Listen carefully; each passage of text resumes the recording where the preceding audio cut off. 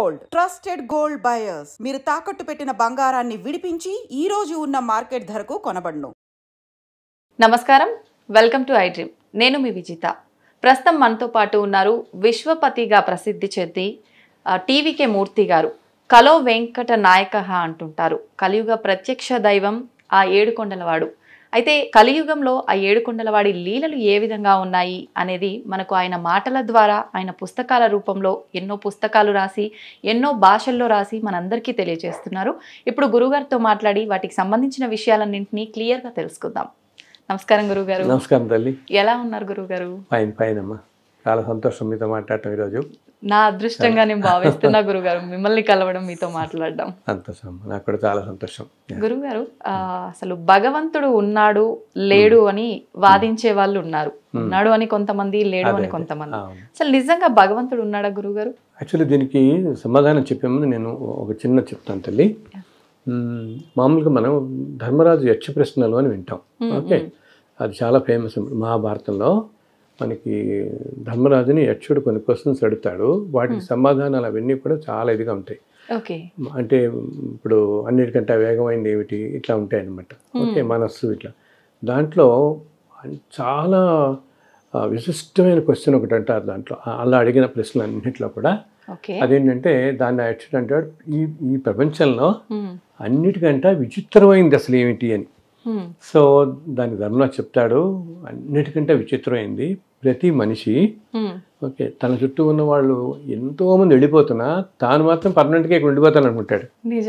Okay, కంటి ఎదురుకుండా ఎన్నో చూస్తున్నా కూడా తానేదో ఇక్కడే పర్మనెంట్గా ఈ భూమి మీద ఉండిపోతాడు అనుకుంటుంటాడు. అంతకు మించి విచిత్రమైంది ఇంకోటి లేదు అంటాడు. అలా నాకు దాంతోపాటు నిజంగా భగవంతుడు ఉన్నాడా లేదా అనే క్వశ్చన్ కూడా విచిత్రం అనిపిస్తుంది, అంత విచిత్రంగాను. ఎందుకంటే తల్లి, ఇప్పుడు మనం ఒక్కసారి ఆకాశం చూసాం అనుకో, ఓకే, సూర్యుడు, చంద్రుడు, నక్షత్రాలు, ఎన్ని అసలు నక్షత్రాలు ఏంటంటే కొన్ని కోట్ల నక్షత్రాలు. మనకి కనపడేది ఏంటంటే తల్లి, ఈ కాస్మాస్ మొత్తం యూనివర్స్లో ఒక సైడే మనం చూస్తాం. ఓకే, అసలు ఆల్మోస్ట్ ఒక 1/7 ఇది అంటారు. మిగతా అసలు మనకు తెలియని కూడా కనపడదు అనమాట. ఇంత యూనివర్స్లో మనం చదువుతాం కదా, ప్లానెట్స్ ఈ కక్షల్లో తిరుగుతుంటాయి, భూమి, చంద్రుడు, సూర్యుడు, ఇవన్నీ కూడా కదా. సో సూర్యుడు చుట్టూ ఇవన్నీ మనం చదువుతుంటాం కదా. ఇన్ని స్టార్స్ కానీ, ఈ నక్షత్రాలు, సన్ను, మూను, మన భూమి, ఇవన్నీ కూడా ఇన్ని కోట్ల సంవత్సరాలుగా ఇంత పక్క కూడా జరగకుండా తిరుగుతున్నాయి కదా. ఏది మరి ఏ శక్తి వీటిని ఇలా కాపాడుతుంది, ఇలా ఉంచుతుంది? అసలు వీటన్నిటికీ మూలమైన శక్తి ఏదో ఉండబట్టే ఇప్పుడు మనం ఇక్కడ కూర్చుని సన్ కొంచెం టెంపరేచర్స్ లాగానే పెరిగింది, వేడి అనుకుంటాం. అటువంటిది సన్ కనుక కొంచెం ఒక డిగ్రీస్లో కొంచెం తగ్గినా, లేకపోతే 100 కిలోమీటర్స్ ముందుకు వచ్చినా అసలు భూమి మీద జీవరాశి ఉండలేదు. బట్ స్టిల్ ఇన్ని కోట్ల సంవత్సరాలుగా అన్ని ప్లానెట్స్, అన్ని గ్రహాలు, వాటి స్థితులు గతులు కానీ ఏమాత్రం తప్పకుండా అలాగే తిరుగుతున్నాయి, అలాగే ఉన్నాయంటే ఏ శక్తి వీటన్నిటికీ కారణం మనకి? అవునా? అలాగే అసలు ఎందుకు మన చుట్టూ నేచర్, ప్రకృతి, అసలు మొట్టమొదటి మానవుడు ప్రకృతిలోనే భగవంతుని చూసేవాడు. అందుకని మన భారతీయ సాంప్రదాయాలు ఏంటి, మనం చెట్లని పూజిస్తాం, అన్నిటిని పూజిస్తాం కదా. ఇప్పటికీ కూడా ప్రతిదీ చెట్లు, ఎందుకు యానిమల్స్, పక్షులు, బర్డ్స్, ఒక్కొక్క పక్షిని ఒక్కొక్క దేవతకి వాహనంగా అనుకుంటాం ఇట్లా. సో ఈ మన సాంప్రదాయమే అలాగా. పక్షులు కానీ జంతువులు కానీ అనుకోవటం, మొక్కలు, పర్వతాల మీద ఉండే ఆలయాలు, ఇవన్నీ కూడా అంటే మన సాంప్రదాయమే అలా వస్తుంది. సో భగవంతుడు అనేది లేకపోతే అసలు మీరు చూడండి, ఒకప్పుడు బయటకు వెళ్ళి చూస్తే చిన్న బర్డ్స్ ఉంటాయి, ఎంత కలర్ఫుల్గా ఉంటాయి. నేచర్లో అసలు ఇన్ని రంగులు, ఇంత జీవరాశి ఇలా ఉందంటే భగవంతుడు లేకుండా సాధ్యపడుతుంది ఇదంతా. ఎంతో శక్తి. సైన్స్కి ఏంటంటే ఒక లిమిట్. ఇప్పుడు మనం సైన్స్తో మన వాళ్ళందరూ ఈ చంద్రగ్రహణం, సూర్యగ్రహణం ఇవన్నీ క్యాలిక్యులేట్ చెప్తున్నామే. మరి లక్షల సంవత్సరాల క్రితమే ఎప్పుడో ఏ కంప్యూటర్ లేని కాలంలోనే మన వాళ్ళందరూ చెప్పేవాళ్ళు కదా, ఫలానా రోజు వస్తుంది, ఫలానా రోజు. అసలేంటి సూర్యోదయం ఎప్పుడు, సూర్యాస్తమయం ఎప్పుడు, టైమింగ్స్తో సహా చెప్పగలిగేవాళ్ళు. అంత గొప్ప శాస్త్రాలు ఇవన్నీ అనమాట. అండ్ భగవంతుడు ఉనికి మనం అసలు మన లైఫ్ చుట్టూతా ఎంతో డైవర్జ్గా చూస్తాం లైఫ్ కూడా కదా. అంటే చూడు, నువ్వు ఏదో ఒక బ్రహ్మాండంగా చదువుకుని ఒక లైన్లో బాగా పైకి వద్దాం అనుకున్న మనిషి ఇంకో లైన్లో వెళ్ళిపోతాడు, ఆ లైన్లో పైకి వస్తాడు కదా. అండ్ ఇలా ఎంతో డైవర్జ్. కొంతమంది ఏమో నేను అసలు ఇండియా దాటి వెళ్ళను, లైఫ్ లాంగ్ ఇండియాలో ఉంటాం అంటున్నాడు, వాడు ఇప్పుడు అమెరికాలో సెటిల్ అయిపోతున్నాడు వెళ్ళిపోయి. అలా ఇలా ఎంతెంత డైవర్జ్ ఉందంటే, అండ్ మనుషుల ఆలోచనలు, మన ప్రభావం, అందరు మనుషులు ఒక తీరులో ఆలోచించారు కూడా అక్కడ. సో ఇవన్నీ కూడా ఏంటంటే ఇది ఒక సుప్రీం పవర్. ఆ సుప్రీం పవర్ని ఒక్కొక్క రిలీజియన్లో ఒక్కొక్క పేరు పెట్టుకుంటారు వాళ్ళు. But there is some power which is controlling all this universe. అసలు లేకపోతే మనం ఇన్స్టెంట్గా, నువ్వు ఆలోచించి ఇన్స్టెంట్గా చంద్రుడు ఒక స్టార్ వెళ్ళిపోయి ఇంకో స్టార్ని తగిలింది అనుకో, వెళ్ళి కొట్టుకుంది అనుకో, అసలు నథింగ్ విల్ బి దేర్. ఆ స్టార్ వచ్చేసి మూన్ కొట్టుకున్నాం, ఏదైనా సన్ కొంచెం ముందుకు జరిగిన, ఏది ఎక్కడికి లేకుండా పర్ఫెక్ట్ పొజిషన్స్లో అన్ని కక్షలు ఉన్నాయంటే ఎంత సుప్రీం శక్తి అయి ఉండాలి అది. సో దాన్ని మనం భగవంతుడు అంటాం. అది సో ఏంటంటే ఏ రూపం లేని ఒక స్వరూపాన్ని ఊహించుకుని ధ్యానం చేయడం మనుషులకు కష్టం కాబట్టి అది ఒక్కొక్క దానికి ఒక్కొక్క రకాల సృష్టి స్థితి లయకారకుల్లాగా రకరకాల కార్యక్రమాల్లో రకరకాల రూపాల్లో మనం ఆరాధన చేస్తున్నాం. ఒక విగ్రహం అనేది ఉంటే కానీ మనకి ఆ కాన్సన్ట్రేషన్ రాదు కదా ఆరాధించడానికి మనకి. సో ఈ రూపంలో ఉంటారు అనుకుని చెప్పి మనం ఆరాధించుతాం. బట్ పవర్ అనేది ఉంది, దట్ ఈస్ ది. అందుకని మహానుభావులు ఏం చెప్పేటప్పుడు ఏమంటారు, అన్నిటికీ మించిన సుప్రీం ఫోర్స్ గైడ్ చేస్తుంది ఈ యూనివర్స్ మొత్తాన్ని, ఇట్లా ఉంచింది ఇలా ఉంటుంది. భగవంతుడు అనేవాడు ఉన్నాడు తప్పకుండా. వేరు వేరు రూపాల్లో ఉన్న భగవంతుడు ఒక్కడే అంటారా గురుగారు? అసలు సుప్రీం ఫోర్స్ అనేది మాత్రం సృష్టి మొత్తానికి కారణమైన సుప్రీం ఫోర్స్ మాత్రం ఒకటే ఫోర్స్. ఆ ఫోర్స్ యొక్క రకరకాల రూపాలే ఇవన్నీ మన దేవతలు అందరూ, మన దేవతలు అందరూ కూడా ఆ శక్తి యొక్క రూపాలు అన్నమాట. అయితే గురుగారు, ఇప్పుడు గ్రహాల స్థితిగతులు భగవంతుని ఆజ్ఞ ప్రకారంగా భగవంతుడు నడిపిస్తే నడుస్తున్నాయి. సేమ్ అలాగే మనమందరం కూడా కదా తను నడిపించినట్టుగానే నడుస్తున్నాం కదా. అయితే భగవంతుని ఎందుకు ప్రార్థించాలి గురుగారు? ముందే డిసైడ్ అయిపోయి ఉంటుంది కదా. రైట్ మీరు కరెక్టే. భగవంతుడు ఒక విషయం తల్లి, భగవంతుడు ఏంటంటే ఎవరికి కూడా మనకి అటు భోగ భాగ్యాలని ఇచ్చేయడు, కష్టాలు పెట్టాడు. ఇదంతా మనం తెచ్చుకున్నదే. ఇప్పుడు మనం కొన్ని కోట్ల జన్మల నుంచి వస్తూ ఉంటాం మన ట్రావెల్లో. ఇన్ని కోట్ల జన్మల్లో ఏ జన్మలో ఏమున్నామో ఏం చేస్తామో మనకి తెలియదు కదా. సో వాటన్ని పాప పుణ్యాల ఫలితం ఈ జన్మ నడుస్తూ ఉంటుంది.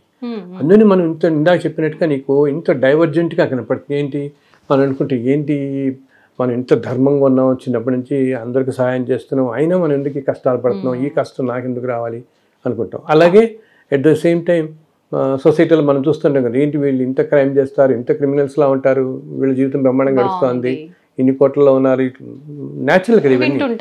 మంచి చేసే వాళ్ళకి మంచి జరగదు, చెడు దారిలో వెళ్ళే వాళ్ళకి మంచి జరుగుతుంది అని కొన్ని చూస్తూ ఉంటాం. ఇవన్నీ కూడా కదా అన్యాయం చేస్తూ ఇలా అయినా మంచి అనుభవిస్తూ ఉండటం, ఇవన్నీ ఎందుకు అంటే ఇంతకుముందు మనం జన్మల్లో పోగు చేసుకున్న దాంట్లో అలా అన్యాయం చేస్తున్న మనిషి బహుశా ఇంతకుముందు 300-400 జన్మలో ఎంతో పుణ్యం చేసి ఉంటాడు. ఓకే, అదంతా ఇప్పుడు అనుభవిస్తున్నాడు. కానీ దానివల్ల ఇంత భోగభాగ్యాలు కదా అని వచ్చాయి కదా అని అనుభవించి అన్యాయం చేస్తే యాక్చువల్గా తల్లి ఏదన్నా మంచి ఒక విలాసవంతమైన జీవితం కానీ శుభప్రదంగా లైఫ్ చక్కగా సాగిపోవడానికి ఒక జీవితం మొత్తం ఏ ప్రాబ్లం లేకుండా మనిషికి తెలిసిపోకుండా గడిచిపోతుంది. దాంతోపాటు కలియుగం అంటే ధనం కదా, అందరికీ ధనం కూడా ఉంటూ వాళ్ళకి అన్నీ వచ్చాయంటే వాడు ఇంతకుముందు ఎన్నో జన్మల్లో ఎంతో పుణ్యం చేసుకున్నాడు అనమాట. మనిషి 400-500 జన్మల్లో పుణ్యం చేసుకోబట్టి. కానీ ఆ పుణ్యఫలంగా ఆ మనిషి అన్ని మంచితనంగా చక్కగా జీవితం శుభంగా గడుస్తూ ఉంటుంది. కానీ గడుస్తోంది కదా, నాకు అన్నీ ఉన్నాయి కదా అని అహంకారం వచ్చి గనక ఏదైనా అన్యాయాలు కానీ అక్రమాలు కానీ చేస్తే ఇంకా తర్వాత కొన్ని 100 జన్మలు ఇట్లా చేసిన వాళ్ళు ఏమవుతారు తెలుసా, కొన్ని 100 జన్మలు వైల్డ్లోకి వెళ్ళిపోతూ ఉంటాం, అంటే జంతు ప్రపంచంలో వెళ్ళిపోతారు వీళ్ళు. ఇంకా మానవ జన్మ కూడా రాదు ఇప్పుడప్పుడే, మానవ జన్మలో కూడా రాదు. ఇంత అన్యాయాలు చేసేవాళ్ళు కనుక విపరీతంగా అన్యాయం ఇప్పుడు చేస్తున్నప్పుడు అనుకోవచ్చు, నాకేముంది, నన్ను ఎవరేం చేస్తారు మనకి అనుకుంటాం. కానీ వీటన్ని ఈ రోజు నువ్వు ఇంత భాగ్యం అనిపిస్తున్నావు అంటే ఎంతో జన్మలో చేసుకున్న పుణ్యమే కదా. ఆ పుణ్యఫలం అంతా నువ్వు అనుభవించబట్టే నీకు ఏ క్వాలిఫికేషన్ లేకపోయినా, కొంతమంది చూడు నీకు ఏ చదువులో ఏ క్వాలిఫికేషన్ ఉండదు, ఏమి విజ్డమ్ ఉండదు, నాలెడ్జ్ ఉండదు, సబ్జెక్ట్ ఉండదు, తెలివి ఏముండవు నీకు. ఏముండకపోయినా నీకు అనుకోకుండా రకరకాల రీతుల్లో కొన్ని వేల కోట్ల డబ్బులు వచ్చేసి పడుతుంటాయి. ఓకే, ఇదంతా ఎందుకు? ఎంతో పుణ్యం చేసుకోబట్టి వచ్చింది కదా. మరి ఆ టైంలో మనకి ఈ మనిషికి గ్రహించాలి, నేను ఇలాగే ఇలా పుణ్యం చేసుకోవాలి తెచ్చుకున్నాను, ఈ జన్మలో కనుక ఇన్ని పాపాలు చేస్తే రేపొద్దు ఇదంతా అనుభవించాలిగా మళ్ళీ. ఇప్పుడు ఎంత హయ్యెస్ట్ అనుభవిస్తున్నాడో పాపంలో కూడా అంత హయ్యెస్ట్ అనుభవించాల్సి వస్తుంది. నిజమే కదా. సో అంత అన్యాయాలు చేసేవాళ్ళు మామూలు వాళ్ళందరికీ ఏమవుతుందంటే మనం చేసుకున్న పుణ్య పాపాలు, ఇప్పుడు కలియుగం అంటాం మనం, కలియుగం స్టార్ట్ అయ్యి ఇప్పటికి 5120 సంవత్సరాలు ఏదో దగ్గర దగ్గర. మనం చదివి 2024 ఇది ఇంగ్లీష్ క్యాలెండర్ ప్రకారం. ఓకే, సో కలియుగం ముందు ద్వాపరయుగం, కృష్ణుడు మహాభారతం చదువుతాం కదా మనం, కృష్ణావతారం సమాప్తైన క్షణంలో కలియుగం స్టార్ట్ అయిపోయినట్టు. ఓకే, సో ఈ కలియుగం స్పాన్ వచ్చేసి 4,32,000 సంవత్సరాలు ఈ స్పాన్. మనం బిగినింగ్ ఆఫ్ ద బిగినింగ్లో ఉన్నాం. 5,120 అంటే అసలు 10,000 కూడా రాలేదు, ఇంకా ఇంకా ఇంకా బిగినింగ్లో చాలా ఉంది. దీని వెనకాలకి వెళ్ళామనుకో, వెనకాల ఏంటి? ద్వాపరయుగం అంటాం. ద్వాపరయుగం దీనికి డబల్ అనమాట, అంటే 8,64,000 సంవత్సరాలు. సో ఇంత వాటిల్లో మనం ఎన్నెన్ని జన్మలు ఎత్తుంటాం కదా, ఎన్నో వేల కోట్ల జన్మలు ఎత్తుకుంటూ ఇలా వస్తాం. ఏ జన్మలో ఉన్న ఏదో రుణాన్ని బట్టి మనం ఒకరి ఇంట్లో పుట్టడం, ఒక తల్లి తండ్రి కొడుకు వీళ్ళంతా అవటం. సో ఈ జన్మల్లో చేసుకున్న పుణ్యం వల్లనే ఇంతకుముందు జన్మల్లో చేసుకుని ఈ జన్మలో మనం అనుభవిస్తూ, మనం చేసుకున్న పుణ్యానికి మనకి హాయిగా మనుపుట్ట తినడానికి తిండి, భోజనం, ఈ కట్టుకోవడానికి మంచి బట్టలు ఇవన్నీ వస్తాయి. వేరే పాపం చేస్తుంటాం కదా, దానికి ప్యారల్గా ఏదో అనారోగ్యాలు, ఏవో డిసప్పాయింట్మెంట్లు, మనకి ఏదో అనుకుంటాం అది కుదరకపోవచ్చు, ఈ పని అవ్వకపోవచ్చు, ఏవో కష్టాలు ప్యారల్గా రెండూ నడుస్తాయి మనుషులందరికీ. రెండు వెళ్తూ ఉంటాయి ప్రతి జన్మలోనూ కూడా. సో ఇలా అన్యాయాలు చేసేవాళ్ళు ఆ మాట అనుకోవాలి, నేను ఈరోజు ఇన్ని వేల కోట్లు సంపాదించుకుని ఇన్ని చేసుకుని చాలా సమాజంలో ఉన్నత పొజిషన్లో ఉన్నానంటే ఎంతో పుణ్యం చేసుకోబట్టి కదా. ఈరోజు నేను ఇన్ని అన్యాయాలు చేస్తామంటే మళ్ళీ కొన్ని వేల జన్మలో కష్టపడాల్సి వస్తుంది దానికి. అది కూడా ఏంటి, మామూలుగా కూడా కాదనమాట. నేను ఇలా విపరీతమైన ఏమంటాం క్రిమినల్ యాక్టివిటీస్ కానీ ఇటువంటి వాటి అన్నిటికీ వెళ్ళే వాళ్ళకి అసలు జంతు ప్రపంచంలోకే వెళ్ళిపోతారని చెప్తున్నారు, శాస్త్రంలో చెప్తారు. ఇంకా మళ్ళీ మన మానవ జన్మ అన్నిటిలో కల్లా 84 లక్షల జీవకోటి వీటిల్లో మానవ జన్మ అన్నిటికంటే ఉత్తమమైంది మనకి కదా. మానవ జన్మలోనే మనకి జ్ఞానం, మాటలు అన్నీ ఉన్నాయి మనకి, మన మనస్సు, మన ఆలోచన అన్నీ కూడా. సో భగవంతుడు ఏంటంటే ఆయన అన్నీ చూస్తూ ఉంటాడు, అంతేకాని ఆయన ఎవరికి కష్టం పెట్టాడు, ఎవరికి భోగభాగ్యాలు, ఇవన్నీ మనం తెచ్చుకునేవే. ఓకే, అయితే ఏంటి, నువ్వు ఏదైనా విపరీతమైన మన కష్టాలు వచ్చినప్పుడు సాధారణంగా మనుషులు ఏంటంటే మరీ కష్టాలు వచ్చాయనుకో అనుకుంటాం, ఏంటి స్వామి నేను ఇంత పుణ్యాత్ముడిని, ఇంత ధర్మంగా ఉంటాను, ఇన్ని కష్టాలు పడే అసలు నువ్వు లేవని భగవంతుడు లేడని ఇస్తారు కూడా అనేస్తారు, నిందిస్తూ ఉంటారు, నువ్వు ఉంటే ఇలా కష్టం పెడతావు నిజంగానే అనుకుంటారు. అలా అనుకున్న మనిషే ఆ క్షణంలో ఇంకోటి కూడా ఏమనుకోవాలి, నేను ఇప్పుడు ఈ మాత్రం 3 పూట్ల తిండి లభిస్తుంది కూడా ఆయనే కదా కారణం. అది కూడా లభించిన వాళ్ళని ఎంతమంది చూస్తాం మనం, ఎన్నెన్ని దేశాల్లోనో ఆఫ్రికన్ కంట్రీస్ అవన్నీ చూస్తే అసలు తినడానికి తిండి వారం రోజులకు ఓ రోజు కూడా వాడు తినడానికి ఉండదు వాడికి పాపం. అంత దీన పరిస్థితుల్లో మనకి ఇదంతా బాగా గడుస్తున్నప్పుడేమో నువ్వు ఉన్నావు, నువ్వు ఇచ్చావు అనుకోము, ఏదైనా కష్టం కానీ నాయన నువ్వే అన్ని కష్టాలు మమ్మల్ని పెడుతున్నావు, అసలు ఉన్నావా అని అడతాం ఆయన్ని, అంతే కదా. సో అందునే కష్టాలు వచ్చినప్పుడు కూడా భగవంతుని మనం ప్రార్థిస్తే వచ్చే ఫలితం మనకి ఏంటంటే ఈ కష్టాలు తట్టుకునే శక్తి వస్తుంది మనకి, ఈ కష్టాలు తగ్గిపో మనకి, మనం అనుభవించాల్సింది ప్రారంభ కర్మ అనేది ఎవరు తీసేయలేరు. ఓకే, ఎన్నో జన్మలో చేసుకునే కర్మ అందుకని మనం ఎంతో ధర్మాత్మలు కూడా మనకు కనపడే వాళ్ళు పాపం ఎన్నో కష్టాలు పాలవుతుంటారు, చూస్తున్నాం కదా మనం పాలవుతుంటే. ఎందుకు, ఏదో జన్మలో ఈయన ఏదో చేసుకుని ఉంటాడు. అది కూడా ఏంటి, జస్ట్ నీ వెనకాల జన్మే కాదు, నేను ఎప్పుడో 1000 జన్మల క్రితం ఏదో చేసుకున్నాను అనుకో, అది ఇప్పుడు అనుభవానికి రావచ్చు. అర్థమైందా, ఈ జన్మలో మన అనుభవానికి రావచ్చు. సో మళ్ళీ కింద జన్మలో నేను చేసుకునేది 400 జన్మల తర్వాత రావచ్చు. సో ఏ జన్మలో చేసుకున్న పాప పుణ్యాలు ఏ జన్మలో తర్వాత వస్తాయనేది మనకు తెలియదు, అనుభవించడం మాత్రం తప్పదు. సో ఇలా వచ్చినప్పుడు ఏంటంటే మనం నైనా నువ్వు ఉన్నావు, నువ్వు చూసుకుంటావు నన్ను, నాకు శక్తి నువ్వు అని ప్రార్థిస్తే ఆయన్ని తప్పకుండా అటువంటి వాళ్ళకి భగవంతుడు ఖచ్చితంగా ఇస్తాడు. దానికి కూడా తల్లి నువ్వు ఎలా ఉంటుంది మనకి బాగా కష్టాలు అవి వచ్చినప్పుడు నువ్వు ఏదో 2 గంటలు పూజ చేయి 4 గంటలు పూజ చేయి అంటే అంత కాన్సన్ట్రేషన్ ఉండదు మనిషికి కదా. ఓకే, సో జస్ట్ ఆయన మనసారా ప్రార్థిస్తే, ఆర్తితో ప్రార్థిస్తే, ఆయన ఎప్పుడు కూడా నాకు ఇది కావాలి, మీరు 10 లక్షలు పెట్టి యజ్ఞం చేయండి, లేదా యాగం చేయండి, రోజు నా కోసం మీరు చదవండి, ఆయన అట్లా ఎప్పుడు అనడు. ఓకే, మనం ధర్మంగా ఉంటూ మనం ఇప్పుడు మన కష్టాలు వచ్చినా ఇంకొకరిని నిందించగా, ఇప్పుడు జనరల్ కష్టాలు అవగానే వాళ్ళు ఏమన్నా అంటారు, నీ వల్ల నాకు కష్టం వచ్చింది, అతను ఏదో కారణభూతులు అవుతాడు కానీ ఈ కష్టం నీదే, నువ్వు అనుభవించాల్సింది కాబట్టి ఏదో రూపంలో ఎవరి ద్వారానో ఎవరితోనో వస్తుంది మనకి. కాబట్టి ఆయన మనం మనిషిని నిందించకూడదు. ఒక మనిషిని ఏదో అని ఇతని వల్లే నేను ఇలా అయిపోయాను, ఇలా చేసావు, అలా అసలు దేవుడే లేడు ఇట్లా అనకుండా, ఆయన నువ్వు ఉన్నావు, నువ్వు మమ్మల్ని బయటపడేన ఆర్తి అంటాం చూసావు మనం, ఆ ఆర్తితో కనుక ఆయన్ని సింప్లీ వేడుకుంటే చాలు. రోజు ఒక్క నమస్కారం పెట్టి, స్వామి నాకు ఇవన్నీ తట్టుకునే శక్తి నాకు ఇవ్వు, తొందరగా బయటపడే అని సింపుల్ ప్రార్థన చేసిన అసలు ఆయనే చెప్తాడు ఒక చోట, కలియుగంలో కేవలం నా నామస్మరణకే ఇంతకుముందు యుగాల్లో తపస్సుకి యజ్ఞయాగాదులకి ఇచ్చేంత ఫలితం నా నామాన్ని స్మరిస్తే చాలిస్తానంటాడు. అంత ఈక్వల్ ఫలితం. సో బికాజ్ ఆయనకు అప్పుడే తెలుసు కలియుగం వచ్చే టైంకి వీళ్ళెవరికి టైం ఉండదు అంతా, ఇవన్నీ చేసేంత భగవంతుడే మనకి ఆప్షన్స్ ఇస్తాడు, ఆప్షన్స్ ఇచ్చాడు. సో కష్టాలు వచ్చినప్పుడు ఇలా నేను నువ్వు ఉన్నావు, నువ్వు మమ్మల్ని బయటపడేస్తావు అని మనం ధర్మంగా ఉంటే తప్పకుండా ఆ కష్టాలను తట్టుకునే శక్తి ఇస్తారు మనకి. అండ్ తొందరగా తగ్గుతాయి, వాటి తీవ్రత తగ్గుతుంది, ఏదైనా తీవ్రత తగ్గుతుంది, తొందరగా బయటపడగలుగుతాం. అండ్ అదే భగవద్ అనుగ్రహం సంపాదించడం అంటే, భగవద్ అనుగ్రహం కావాలి మనకి కష్టాలు ఉన్నప్పుడు అంటే ఆయన వేడుకోవటం అన్నమాట, మనసారా వేడుకోవటమే. వేడుకుంటూ మనం ధర్మంగా ఉండాలి. మనం గబుక్కొని మనకి ఇలా చేయండి కదా అని మనం కొంతమంది చాలా మంది ఏంటంటే జనరల్ మనుషుల నేచర్ ఎట్లా ఉంటుందంటే, మనకి ఏదైనా కష్టం కలగానే వాళ్ళు వీడికి ఎందుకు కష్టం కలగకూడదు అనుకుంటాడు ఇంకోటికి. It is natural human tendency కదా.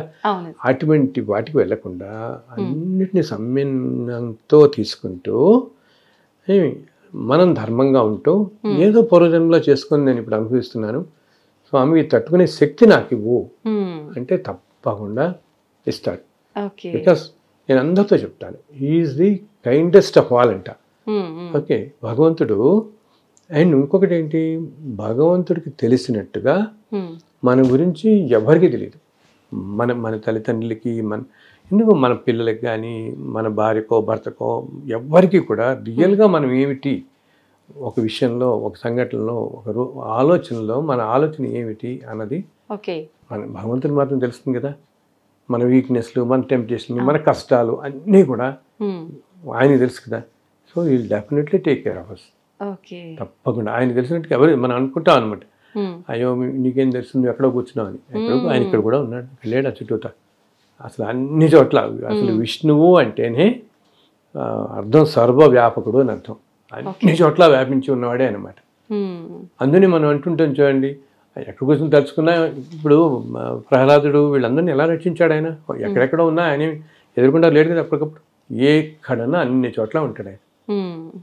మనం మాట్లాడే ప్రతి మాట, ప్రతి ఆలోచన ఆయన స్వామివారు ఉంటూనే ఉంటాడు. అది మనం ఒక వెంకటేశ్వరం అనుకోని, కృష్ణుడు అనుకోని, అమ్మవారు అనుకోని, ఏదైనా రూపాలు ఏదైనా అవని ఆ శక్తి ఎవరు ఏ రూపంగా కొలుస్తున్నారు. అయితే గురువు గారు, ఇప్పుడు ఇంతకు ముందు కాలంలో అంటే ఇంత పాప పుణ్యాలు లేవు, అంత న్యాయబద్ధంగా నడిచింది. ఒకప్పుడు మీరు అన్నట్టుగా ద్వాపర యుగము అలా. ఇప్పుడు ఇది కలియుగం కదా, కలియుగంలో పాప పుణ్యాలు ఎక్కువైపోయాయి. ఇప్పుడు ఈ కలియుగంలో భగవంతుడి దర్శనము, మనం కోరుకున్న వెంటనే భగవంతుడి అనుగ్రహము, ఇవన్నీ సాధ్యపడతాయంటారా? అవుతాయి తల్లి, తప్పకుండా అవుతాయి. చెప్పాను కదా ఇందాక నేను అన్నట్టు, మనం అంత ఆర్తితో కలిసి మనం ధర్మంగా ఉంటే తప్పకుండా. ఒకటి ఏంటంటే, మామూలుగా కూడా మనం ఇలాగా ఏమంటాం, మనం ఇప్పుడిప్పుడు కథల్లో చదువుతుంటాం చూడు, పాతకాలంలో ఎవరో రాక్షసులు ఉండేవాడు, జనాలందరినీ హింసించేవాడు, వింటుంటాం కదా. ఆ కాలంలో చాలా ప్రజలందరూ చాలా కష్టాలు పడ్డారని చదువుతూ ఉంటాం కదా. అలా ఎందుకు, మన హిస్టరీ బుక్స్ లోనే కొంచెం వెనక్కి వెళ్తే 400 ఏళ్ళు 500 ఏళ్ళ క్రితం ఎవరో రాజు పరిపాలించాడు, అప్పుడంతా దేశం అంతా చాలా దారుణంగా ఉండేది, దండయాత్రలు జరిగాయి, ఇలా జరిగాయి, అవన్నీ వింటుంటాం కదా రకరకాల. లేకపోతే ఆ పరిపాలించిన రాజు చాలా దుష్టుడు, ఇట్లా వింటుంటాం కదా. సో ఏంటంటే ధర్మం కూడా ఈ సైకిల్లో లైఫ్ ఇలా పెడుతున్నప్పుడు కొంచెం ఒక్కోసారి చాలా తగ్గిపోతూ ఉంటుంది. ఎప్పుడైతే ధర్మం అనేది బయట జనరల్ సొసైటీలో నీకు తగ్గుతూ వస్తుందో అప్పుడు ఏమవుతుందంటే మనుషులందరూ ఇందాక నేను చెప్పాను చూడు, పాత జన్మల్లో మనం అన్ని పడుతూ ఉంటామని. ఓకే, మామూలు సామాన్యం వాళ్ళందరికీ కూడా ధర్మం తగ్గిపోయినప్పుడు టూ థింగ్స్ అవుతాయి ఇప్పుడు ప్రపంచంలో. ఏంటి, జనంలో కనుక ధర్మం బాగా తగ్గిపోయి ఇప్పుడు చూస్తున్నాం మనం. ఒకప్పుడు ఏదో కొంతమంది అధికారులు కానీ ఎవరన్నా అక్కడక్కడ చాలా అధర్మంగా ఉన్నారని మనం చూసేవాళ్ళం. వేరే ఇప్పుడు అన్ని సంస్థల్లోనూ అన్ని స్పియర్స్ ఆఫ్ లైఫ్లోనూ వచ్చేసింది కదా అధర్మం అనేది. మంచి వాళ్ళనే వెతకడం కష్టమైపోయింది. అన్ని చోట్ల అన్యాయం, ఇది అదొక రూల్ ఆఫ్ ద డే లాగా అయిపోయింది పూర్తిగా. అది ప్రతి చోట ఎందుకు ప్రతి వాళ్ళకి తాపత్రయం, ఏదో మనం ఇక్కడ ఉండిపోదాం, ఏదో అన్ని చోట ఇంకో 1000 ఇక్కడ ఉండిపోతాం అనుకుంటారు ప్రతి మనిషి. ఇంకో 1000 ఇక్కడ ఉండిపోదాం కాబట్టి అందులో 10,000 కూడా సంపాదించేయాలని. వాళ్ళు ఉండేది 60-70 ఏళ్ళ జీవితానికి ఏమిటి. అండ్ ఇంత తాపత్రయం నేను అందరితో చెప్తాను, ఎందుకంటే ఇంత తాపత్రయ పెడతారు మీరు 200 కోట్లు 300 కోట్లు అని. మీరు ఇంత తాపత్రయ పడిన తర్వాత నెక్స్ట్ మీ జనరేషన్లో ఏదో 4వ జనరేషన్లో వచ్చేవాడు ఇది మొత్తం క్లియర్ చేసేస్తాడు. వీడు ఇంత కష్టపడి ఇంత అన్యాయాలు చేసి సంపాదించిన డబ్బు అనేది ఎందుకు ఏం చూసుకోడు కదా. ఇంకా దానివల్ల లేని పని పాపం మూడు కట్టుకుని నెక్స్ట్ జనరేషన్స్ పెడుతుంది ఆ పాపం. అంతే కదా, పిల్లలు నెక్స్ట్ జనరేషన్స్ వాళ్ళకి ఈ పాప ఫలితం అంతా పడుతుంది అనవసరంగా. వీళ్ళు ఎక్కువ కనుక పాపం చేస్తే అది వాళ్ళ మీద కూడా చూపిస్తుంది. అందులో ధర్మంగా ఉండాలని చెప్పాను మనం అందరికీ. సో భగవంతుడు ఇప్పుడేంటి, ఎప్పుడైతే సొసైటీలోనే ధర్మం అనేది లేదో ఈ మధ్య చాలా తగ్గిపోతూ చూస్తున్నాను. 4-5 ఏళ్ల నుంచి అలా పడిపోతుంది కదా. ఎప్పుడైతే ధర్మం అనేది లేదో మనకేమవుతుంది, మామూలు మనుషులందరికీ కూడా నువ్వు ఒక 10 జన్మల్లో పడాల్సిన పాప కర్మ కానీ పుణ్యం అది ఒక్కసారి ఈ జన్మలో వచ్చేస్తుంది. అలాగా నెట్టుకుని వచ్చినట్టు వస్తుంది అనమాట. అందుకనే మనం చూడు ఈ మధ్య కాలంలో ఎంతో చిన్న ఏజ్ అనారోగ్యాలు రావటము, అన్యూజువల్ రోగాలు రావటం. ఇప్పుడు మన కరోనా ప్రపంచం మొత్తాన్ని ఎలా ఆపేసింది. అసలు మోస్ట్ ఊహించినవన్నీ రావటం అనమాట.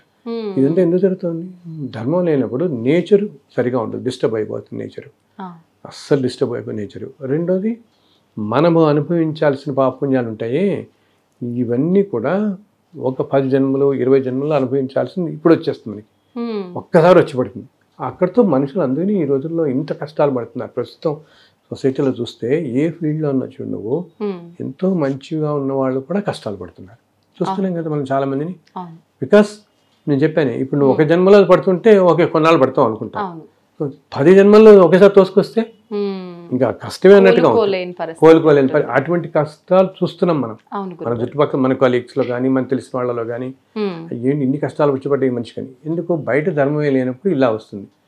సో ఇటువంటిప్పుడు మనం చేయాల్సిందల్లా ఆయన మళ్ళీ కాళ్ళు పట్టుకోవటం అండ్ మనకు తోచినంతలో మనం ధర్మంగా ఉండటం, మనమే అన్యాయం చేయకుండా దగ్గర వాళ్ళు సహాయం చేస్తూ చాలు. ఎప్పుడు భగవంతుడు అన్నిటికంటే సంతోషించే తల్లి, తోటి మనిషికి సహాయం చేస్తే ఆయన సంతోషించినట్టు ఇంకెవరు సంతోషించరు. నీ పక్క మనిషికి నీకు తోచినంత సహాయం అనేది డబ్బే ఇవ్వక్కర్లేదు. ఏదైనా కష్టాలు ఉన్నప్పుడు 4 మంచి మాటలు చెప్పచ్చు, వాళ్ళకి కొంచెం సాంత్వన కలిగేలా చేయొచ్చు, నీకు తోచిన దాంట్లో నువ్వు చిన్న సహాయం చేయొచ్చు. బికాజ్ ఒక మనిషి అందుకని మనం అంటారు, మన వాళ్ళందరూ చిన్నప్పటి నుంచి మానవ సేవ అంటారు చూడు. బికాజ్ ప్రతి మనిషిలోనూ మాధుడు ఉంటాడు కదా, భగవంతుడు ఉంటాడు కాబట్టి అట్లా. సో ఆయన వేడుకుంటే ఆ తట్టుకునే శక్తి మనకు వస్తుంది అనమాట. గురుగారు, ధర్మం అంటున్నాం కదా, నిజంగా ధర్మం అంటే ఏంటి? ధర్మ మార్గంలో నడవాలంటే మనం ఏం చేయాల్సి ఉంటుంది? అందరూ అనుకుంటారు తల్లి ధర్మం అంటే అది చాలా కష్టం, అమ్మో వీళ్ళంతా చాలా పెద్ద పెద్ద వాళ్ళందరూ చెప్తారు ధర్మం అని చెప్పి తెల్లారులేస్తే ప్రవచనాల్లో చెప్తారు, మహానుభావులు ఎంతో ధర్మంగా ఉండండి అంటారు. అమ్మో ఇది మళ్ళంటే వాళ్ళకి సాధ్యపడుతుంది. బట్ అసలు నన్ను నడిచే ప్రపంచంలో అన్నిటికంటే తేలికైంది ధర్మాన్ని ఆచరించడమే. దానికి నీకు క్వాలిఫికేషన్స్ అక్కర్లేదు, పొజిషన్స్ అక్కర్లేదు, డబ్బు అక్కర్లేదు, మనుషులు అక్కర్లేదు, ఏ ఇన్స్ట్రుమెంట్స్ అక్కర్లేదు, ఏం అక్కర్లేదు. మన మనస్సు ప్యూర్గా ఉంచుకుంటే చాలు. అన్నిటికంటే ఉత్తమమైన ధర్మం ఏంటి అసలు, అది కూడా మహాభారతంలోనే ఒక పద్యం వస్తుంది. దాంట్లో ఏం చెప్తారంటే, వేరే వాళ్ళు అన్నిటికంటే ఉత్తమమైన ధర్మం ఏమిటి అని ఒక పద్యం ఉంటుంది దానికి. ఆ ధర్మంలో ఏమిటంటే, వేరే వాళ్ళు నీకు ఏం చేస్తే నువ్వు కష్టం నీకు అనిపిస్తుందో అది నువ్వు ఇంకోళ్ళకి చెయ్యకు, అది అవతల వాళ్ళకి చేయకపోవటం పరాయణము పరమ ధర్మములకెళ్ళనని వస్తుంది. ఒరలే ఎవని వినరించిన అని ఒక పద్యం, అది 4 లైన్లు. వేరే వాళ్ళు నీకు ఏది చేస్తే నీకు కష్టం అనిపిస్తుందో, నీకు అప్రయం కలుగుతుందో అది వాళ్ళకి నువ్వు చేయకుండా ఉండటం. పరాయణము పరము ధర్మములకు వెళ్ళను. అన్ని ధర్మాల కంటే గొప్ప ధర్మం ఏంటంటే అవతల వాళ్ళని కష్టపెట్టకుండా ఉండటం. సో సింపుల్, మనంతా అంటే సింపుల్ లివింగ్ అని, హంబుల్ లివింగ్ అని, సింపుల్ ఏదొచ్చినా ఇది నేను గొప్ప, నేను చేశాను, నేను ఏదో సాధించడం వల్ల నాకు ఈ పదవి వచ్చింది, నాకు ఇంత డబ్బులు వచ్చాయి, ఇంత పేరు వచ్చింది, ఇన్ని వచ్చింది. నేను అనే అహంకారం మనిషిని ఎక్కడికైనా డౌన్ చేసేస్తుంది మనిషిని. అది లేకుండా మనకి తోచినంతలో, మనకి వీలునంతలో పక్క మనిషికి సహాయం చేస్తూ ఇప్పుడు నేను చెప్తానమ్మా, ఇప్పుడు ఏదో పెద్ద ఆర్గనైజేషన్ ఉంటుంది, వాళ్ళకి ఏదో మన వాళ్ళు చెప్తుంటారు ఏదైనా డొనేట్ చేయండి వాటికి. అలా ఎక్కడో వాటికంటే కూడా మీ కంటి ఎదురకుండా కనపడే వాళ్ళకి, ఇప్పుడు మన ఇంట్లో పని వాళ్ళు ఉంటారు, మన దగ్గర పని చేసే వాళ్ళు ఉంటారు, మన డ్రైవర్లు ఉంటారు, చిన్న చిన్న వాళ్ళు ఉంటారు, చిన్న అందరూ ఒకళ్ళే కదా. నేను అందరితో ఒకటేంట, నేను వాళ్ళు 2 కాళ్ళు 2 చేతులు కళ్ళు మళ్ళానే పుట్టారు. ఓకే, కేవలం నువ్వు ఎక్కడ పుట్టావు అన్నదే నీ జీవితం నిర్ణయించబడుతుంది. ఎందుకు నిర్ణయించబడుతుంది? పూర్వజన్మల కర్మఫలంగా. సో పాపం వాళ్ళకి పూర్వజన్మ కర్మఫలంగా వాళ్ళు అలా ఉన్నారు, నీ పూర్వజన్మ కర్మఫలంగా నువ్వు ఇలా ఉన్నావు. ఉన్నప్పుడు నువ్వేం చేయాలి? వాళ్ళకి నీ శక్తి కొద్ది నువ్వు సహాయం చేయి. బికాస్ రేపు పొద్దున్న నువ్వు ఇంతకంటే అధీనంగా వెళ్ళొచ్చు. వాళ్ళని చూసి నువ్వు జాలిపడుతున్నావు, కానీ ఇంతకంటే అధీన పరిస్థితిలో ముందుకెళ్తావేమో, ఇంతకుముందు జన్మల్లో ఆరు వెనక జన్మల్లో ఉన్నావో, ముందు ఇంకా వెళ్ళొచ్చు. అందుకని మనకున్న దాంట్లో తోటి మనిషికి కనుక మన దగ్గర వాళ్ళకి, ఎక్కడో అక్కడ మన దగ్గర వాళ్ళకి సహాయం చేస్తే అది కాపాడినంత ఏది కాపాడదమ్మా. నేను ఇన్ని 15-20 సంవత్సరాల ఈ ట్రావెల్లో ఎంతో మందిని నేను చూశాను. వాళ్ళందరి జీవితాల్లో ఇలాగా ఏదైనా కష్టాలు వచ్చినా తట్టుకునే శక్తి కానీ అవన్నీ కూడా కేవలం వాళ్ళు ధర్మంగా ఉండి ఏమి వాళ్ళకి తోచినంత నలుగురికి సహాయం చేసి, అయ్యో నాకు ఇలా కష్టం వచ్చింది అని కుంగిపోకుండా మనుషులు అప్పటి కష్టంలో ఉండి కూడా అవతల వాళ్ళకి సహాయపడటం. అంత కష్టంలో పడుతూ కూడా వాళ్ళ తోచినంతలో వాళ్ళు పడుతూ, అండ్ ఈ కష్టాలు ఇంకోళ్ళు నిందించకుండా గబుక్కుని సాధారణంగా చేసేది అందరూ. జనరల్ గా 99% మనకి ఏదైనా కష్టం లాగే నాకు వీడే కారణం ఈ కష్టాలు అనుకుంటాం. అది కారణం అనేది మనం పౌరజన్మంలో చేసుకున్నదే మనకు వస్తుంది, అదే కారణభూతం అవుతుంది. కానీ ఈ మనుషులు సంఘటనలు ఇవేమి కాదు, వాళ్ళు ఏదో అలా రావాలి కాబట్టి అలా అనుకోరుతాయి మనకి, అంతే. మనం చేసుకునే మనకు వస్తుంటుంది. సో అప్పుడు ఇంకొకళ్ళు నిందించకుండా ఉంటే అన్నిటికంటే అదే ధర్మం. అసలు ధర్మాన్ని ఆచరించండి అని అందరూ చెప్తారే, ధర్మాన్ని ఆచరించడం అంటే మనం ధర్మంగా ఉండటమే అనమాట. ధర్మాన్ని రక్షించండి అని అంటే రక్షించడం అంటే ఆచరించడం. ఇంకోటి ఏంటి, ఇలా మంచి పని చేస్తున్నా కూడా నేను మంచి పని చేస్తున్నాను అనుకోకూడదు. ఓకే, ఎప్పుడైతే నువ్వు ఇప్పుడు ప్రతి మనిషి కోరుకునేది ఏంటి, నాకు మోక్షం వచ్చేయాలి బాబు, ఈ జన్మలు పడలేకపోతున్నాను, తొందరగా నీ దగ్గర తీసుకెళ్ళిపో, ఇన్ని కోట్ల జన్మల్లో నా వల్ల కావట్లేదు, పడలేకపోతున్నాం అనుకుంటామే. మోక్షం రావాలి అంటే ఇన్ని కోట్ల జన్మల నుంచి వస్తుందంతా క్లియర్ చేసుకోవాలి కదా మనం. చేసుకుని మోక్షం దగ్గర వాళ్ళంటే ఎలా ఉండాలి, ఇంక మనకి పుణ్యఫలం ఉండకూడదు, పాపఫలం ఉండకూడదు, ఏ ఫలం ఉండకూడదు, రెండు పూర్తిగా పోతేనే అప్పుడు భగవంతుడి దగ్గర వెళ్ళగలుగుతాం, అంతే కదా. సో అప్పుడేంటి, నీకు ఒక 400-500 జన్మల్లో నువ్వు చాలా పుణ్యం చేసావు అనుకో, దానివల్ల నీ జీవితం చాలా బాగా గడుస్తుంది అనుకుందాం ఈ జన్మలో. ఈ నెక్స్ట్ 20-30 జన్మలు చాలా అన్ని విధాలా బాగుంటావు. ఓకే, అన్యాయం చేయట్లేదు అనుకో, అప్పుడు డబ్బు వచ్చినప్పుడు అండ్ మనస్సు కూడా మనం మంచిదే అనుకుందాం. అప్పుడు ఏం చేస్తాం, మనకున్న దాంట్లో నలుగురు సహాయం చేద్దాం చూస్తాం. సహాయం చేస్తున్నప్పుడు కూడా ఈ సహాయం నేను చేస్తున్నాను అని అనుకోకూడదు. నువ్వు ఎప్పుడైతే నేను వీడికి ఇలా డబ్బులు ఇచ్చాను, నేను సహాయం చేస్తాను అనుకుంటావో, ఈ పుణ్యఫలం మళ్ళీ యాడ్ అయ్యి ఈ పుణ్యఫలం అనిపించడానికి ఇంకో 100 జన్మలు పట్టుకొని తీసుకుంటాం పుణ్యఫలం అనిపించడానికి. ఈ తీసుకుంటున్నప్పుడు మనం ఇంత చంచలంగా ఉంటాంగా, ఏదో రంగు చేపి ఉంటాడా మనిషి, ఇన్ని జన్మలు రాగానే ఈ పుణ్యఫలంతో వచ్చిన అనుభవం, డబ్బులు, ఈ పదవులు ఏదైనా అవని, దానివల్ల గబుక్కుని ఈ tend to going wrong part, గబుక్కుని ఏదో స్లిప్ అయిపోతాడు మళ్ళీ. అందుకని ఏంటంటే మంచి చేస్తున్నా, మనం దానం చేస్తున్నా, మంచి చేస్తున్నా, సహాయం చేస్తున్నా, ఇది నేను చేయట్లేదు అనుకోవాలంటే అసలు ఆలోచన తెచ్చుకోకూడదు. చేసేస్తూ వెళ్ళిపోవటం అంతే. నేను చేసిన పని మర్చిపోవాలి, ఆ క్షణంలోనే మర్చిపోవాలి అసలు. అందుకే నేను చెప్తారు కదా, కుడి చేత్తో ఇచ్చేది ఎడమ చేత్తో తెలియకూడదు అంటారు. అలాగా అసలు మనం ఇంకోటి చెప్పడం సంగతి, మనం కూడా ఆలోచించకూడదు, మనుషులు మనం ఆలోచించకూడదు. అంటే చేసాం అంటే నాకు కనిపెట్టాం పెడతాం, అప్పుడు నీకు అది అంటుకోదు. ఓకే, లేకపోతే పుణ్యఫలం అంటుకున్నా కూడా కష్టమే. పుణ్యఫలం కోసం కొన్ని వందల జన్మలు ఎత్తి మళ్ళీ స్లిప్ నేను చూస్తుంటాను అప్పుడప్పుడు ఈ సమాజంలో కొంతమంది చాలా చక్కగా ఉండి ధర్మంగా ఉంటూ ధర్మని మళ్ళీ ఫాలో అయిపోతుంటారు ఎక్కడికో. బికాజ్ ఏంటి, వాళ్ళు ఏదో జన్మలో చేసుకున్న పుణ్యఫలం వల్ల చక్కగా భౌభాగ్యాలు అనిపిస్తున్నారు, మంచి పొజిషన్స్, మంచి జ్ఞానం కూడా ఉంది. వాటితో పాటు జ్ఞానం అన్నీ ఉండి కూడా ఎక్కడో ఉన్నది ఏదో చేసుకున్న ఈగో ఉంటుంది మనుషులకి. అహంకారం అనేది ఎటువంటి పరిస్థితుల్లో రాకూడదు. అది కనుక వచ్చిందా అందరూ అనుకుంటా ఏం పర్వాలేదులే, నాకు ఎవరేం చేయగలరు అనుకుంటారు. మనం కంటెదరకుండా ఎన్నో చూస్తున్నాం. అలా అనుకున్న వాళ్ళందరూ ఎక్కడికి వెళ్ళిపోతారో ఈ హిస్టరీలో. సో అది మాత్రం రానియకుండా ఉండకూడదు. సో దీనికి కూడా ఏం చేయాలి మనం, దీనికి కూడా భగవంతునే పట్టుకోవాలి. నాయనా ఈ అహంకారం మాత్రం రానియకుండా చూడు తండ్రి. నేను యాక్చువల్గా రోజమ్మ నేను ఆల్మోస్ట్ 28 పుస్తకాలు రాశాను ఈ అన్ని దేవతల మీద. అలా దేవతలు అలా కూర్చొని చెప్తుంటే రాస్తుంటాను నేను. సాక్షాత్తు వాళ్ళు అలా చెప్తుంటే రాస్తానన్నమాట. అందుకని ఈరోజు ఇంత ప్రామాణికంగా నిలబడ్డాయి, ఎంతోమంది జీవితాలు బాగుపడుతున్నాయి. అయినా రోజు నేను చేసుకునే పోతే 2 నిమిషాలు చక్కగా స్నానం చేసి ఒక్క నమస్కారం పెట్టుకుంటాను. అయినా ఎటువంటి పరిస్థితుల్లో నా అహంకారం రానికు, ప్రపంచం అంతా చల్లగా ఉండేలా చూడు ఈరోజు, అంతే. ఈ 2 నా కొంచెం అందరినీ చల్లగా ఉండేలా చూడు, మళ్ళీ నాకు వాళ్ళని పెడుపుతాను, ఇట్లా అనమాట. సో ధర్మం అంటే అది మనకి తోచినంతలో ఇంకొకరికి సహాయం చేయటం, పక్క మనిషికి సహాయం చేయటం.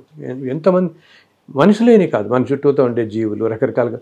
కొంతమంది అంటారు చూడు, ఏదైనా కుక్కరికి వాటికి 4 బిస్కెట్స్ వేయండి పాపం, అవి ఇలా రోడ్ మీద. ఈ మధ్య నా దగ్గర ఒక అతను వచ్చాడు. ఆయన ఏం చేస్తాడు తెలుసా, ఎప్పుడు కార్లో ఎప్పుడు ఒక 10 బిస్కెట్స్ ప్యాక్ పెట్టుకుంటాడు. పెట్టుకుని రోడ్డు మీద వెళ్తున్నప్పుడు ఎప్పుడన్నా ఏదైనా ఇలా గబుక్కుని కుక్కలు ఎవరోటికి అడ్డంగా వచ్చినా ఇలా వచ్చినా వెంటనే 10 బిస్కెట్ ప్యాకెట్లు తీసి వేసేస్తారు వాళ్ళకి. జీవులకి బికాజ్ ఆ రూపంలో ఉన్నది ఏమో, ఏ జన్మలో ఏ జీవో మనకేం తెలుసు. అవును గురువుగారు, అంతే కదా. ఇప్పుడు ఒక్కొక్కప్పుడు కొంతమంది చూడమ్మా, మన ఇళ్లలో కొంతమంది చూస్తుంటాం, మన ఇంటి దగ్గర ఏదో ఒక కుక్కో ఏదో ఒకటి అలా తిరుగుతూనే ఉంటుంది. ఎంతతో కసిన్నా పోదు, అది పోదు, మళ్ళీ మన ఇంటికే వస్తుంటుంది. దానికి ఏం పెట్టమైనా దాన్ని కొడతారు, తోసేద్దామని చూస్తారు, మళ్ళీ మన దగ్గరికి వస్తుంది. అంటే ఏంటి, మోస్ట్ ప్రాబబ్లీ అది బహుశా ఏదో జన్మలో మనకు తెలిసిన ఏ స్నేహితుడు ఎవరో ఉండొచ్చు. అర్థమైందా, ఏదో అయ్యి ఎన్నో అన్యాయాలన్నీ చేయటం వల్ల ఈ జన్మ తీసుకుని, అయినా ఆ సోల్ ఉంటుంది మనలో ఉండే ఆత్మకి తెలుస్తూ ఉంటుంది. ఇవన్నీ కూడా ఆత్మకి తెలుస్తాయి. ప్రతిదీ కూడా మన మనస్సుకి తెలియదు. Mind in the physical body అంటామే. మన మైండ్ ఏంటి, మైండ్ ఎప్పుడు లాజిక్ చేస్తుంది. ఇది లాజికల్గా, ఇది ఇట్లా ఉంది, అది అట్లా ఉంది, వీటి సంపాదించాడు, ఇలా చేశాడు, మైండ్ అంతా లాజిక్ అప్లై చేస్తుంది. వేరే సోల్కి అదంతా ఉండదు. ఓకే, సో సోల్కి తెలుస్తూ ఉంటుంది. ఏదైనా చోటుకి వెళ్తే, అందుకు నేను చూడు కొన్ని చోటుకి వెళ్తే చాలా ప్లెజెంట్గా ఫీల్ అవుతాం. ఒక చోటికి మనం వెళ్ళిపోయి 1 గంటలో వచ్చేద్దాం అనుకున్న వాళ్ళం ఎందుకు అక్కడి నుంచి రాబుద్ది కాదు. ఓకే, బికాస్ ఆ సోల్ నోస్ అక్కడ ఏదో మనకి ఏదో కనెక్షన్ ఉంది వాళ్ళతో. ఇన్ని జన్మల్లో ఎవరెవరు ఎప్పుడు వాళ్ళు ఏంటో మనకి తెలియదు. సో ఇలా వచ్చిన ఆ కుక్క ఏదో ఒకటి బహుశా ఏదో జన్మలో మన బంధువు ఏదో అయ్యింది, ఈ పాపాల వల్ల చుట్టుకుని, బట్ ఆ సోల్కి తెలుస్తుంది కదా, ఈ చుట్టుపక్కల తిరుగుతూ ఉంటుంది. సో అటువంటి వాటికి కనుక నువ్వు ఏదైనా ఇంత అన్నం పెట్టావనుకో, తిండి పెడితే ఆ సోల్ శాంతిస్తుంది కదా పాపం వాటికి. అందుకనే మన వాళ్ళు అందరూ చెప్తారు భూతదయ అంటుంటారే, అందరు చెప్పేది అది కాపాడినట్టు ఏది కాపాడు. ఇది దీనికి పెద్ద ఏమంటాం, ఎవరైనా చేయగలరు, అతి సామాన్యులైనా కూడా చేయొచ్చు. ధర్మం ఇప్పుడు అర్థమైంది దానికి, ధర్మం అనేదానికి నీకు 100 కోట్లు ఉండక్కర్లేదు. ఇవన్నీ మామూలుగా మన పనులు మనం చేసుకుంటూ నిత్యం ఏదైనా చిన్నది సహాయం చేస్తే అది ఎంతో కాపాడుతుంది. నేను చూశాను ఇన్ని సంవత్సరాల్లో సామాన్య జీవితం గడుపుతూ నలుగురికి సహాయం చేస్తున్న వాళ్ళు ఎంతో చక్కగా ఉంటున్నారు తల్లి. ఎటువంటి కష్టాలు వచ్చినా శక్తి వస్తుంటోంది, ఆ తట్టుకునే శక్తి, మళ్ళీ బయటపడుతున్నారు, మళ్ళీ చక్కగా ఉంటున్నారు. అలా వచ్చాం కదా అని మళ్ళీ మంచి దాంట్లోకి వచ్చాం కదా అని మర్చిపోకుండా మళ్ళీ ఇదే మార్గంలో వెళ్తున్నారు వాళ్ళు. మనం ధర్మ మార్గంలో నలుగురికి సహాయం చేస్తూ వెళ్తుంటే భగవంతుడి అనుగ్రహం మన పైన ఖచ్చితంగా ఉంటుంది. తప్పకుండా ఉంటుంది. ధర్మం అదే సహాయం మనిషికి అసలు కలియుగానికే దానం, అంతే. నీకు తోచినది బట్టలు కానీ డబ్బులు కానీ ఏ విధమైనదైనా, లేకపోతే మన ఇంట్లో ఉండడానికి కాస్త ప్లేస్ కానీ, పాపం వర్షంలో ఎవరో రోడ్డు మీద పోతుంటాడు, విపరీత వర్షం పడుతుంటుంది, బాబు కాసేపు వచ్చి కూర్చోమని ఆ టైంకి వాడికి ఏదో మంచినీళ్ళు ఇచ్చి ఇస్తే, బికాస్ ఒక ఆత్మ సంతోషపడితే వచ్చే బ్లెస్సింగ్స్ ఇంత అంత కాదు. అది మన మాటల్లో కానీ వర్ణించలేమన్నమాట. ఒక ఆత్మ సంతోషపడి ఎంతో సంతోషపడి తృప్తి చెందింది అనుకో, ఆ రిటర్న్ వచ్చే బ్లెస్సింగ్స్ తరతరాలు కాపాడతాయి మనుషుల్ని. అందుకని మన చిన్నప్పటి నుంచి మనకేం చెప్తారు, నలుగురికి సహాయం చేయండి రా బాబు, నలుగురికి సహాయం చేయండి, ఇదే కదా 10 మందికి సహాయం చేయండి అంటారు. ఏంటి ఈ 9, 10 అనేది అక్కడ నెంబర్ కాదనమాట. నువ్వు ఎంత ఎక్కువ మందికి నువ్వు సహాయం చేస్తే అంతమంది నీ మంచి కోరుకుంటారు. ఓకే, అది కూడా ఏంటి, వాళ్ళు చెప్పకపోవచ్చు, అందరికీ వెంటనే మేము వల్ల బాగున్నామండి మేము అని చెప్పేంత మనసు, టైము, వీలు ఏమి ఉండకపోవచ్చు, కానీ ఆ సోల్ చాలా సంతోషపడుతుంది కదా, ఆత్మహత్య చాలా సంతోషపడుతుంది కదా టైంలో నన్ను ఆదుకుని. ఇప్పుడు మనం అనుకో, మనకి ఎవరన్నా గబుక్కుని ఏదైనా మంచి పని చేస్తే భగవంతుడు ఉన్నాడు, నిజంగా భగవంతుడు ఈ రూపంలో వచ్చాడు అనుకుంటాం కదా, అలా ఆ సోల్ అనుకుంటుంది. ఆ సోల్ బ్లెస్సింగ్స్ చాలా కాపాడతాయి మనల్ని, చాలా కాపాడతాయి అన్నమాట. అయితే గురువు గారు, మీరు రాసిన పుస్తకాల్లో ఎక్కువగా వెంకటేశ్వర స్వామి వ్రతకల్పం బాగా ప్రసిద్ధి చెందింది. మీరు మొత్తం 28 పుస్తకాలు రాశారని విన్నాను. 12 భాషల్లోనో ఏమో రాశారని కూడా విన్నాను గురుగారు, నిజమేనండి? అది 12 భాషల్లో వచ్చాయా? అంటే భాషలో రావటం అంటే తల్లి, నేను ఆల్మోస్ట్ ఒక 32 పుస్తకాల దాకా రాసినట్టున్నా ఇప్పుడు నేను. ఓకే, సో దాంట్లో 18 పుస్తకాలు 28 బుక్స్ రాశాను. సో వీటిల్లో 18 పుస్తకాలు స్వామివారి మీద రాసినవి. ఓకే, దాంట్లో ఈ వెంకటేశ్వర వ్రతకల్పం అనేది 2005లో నేను రాశాను. 2005లో.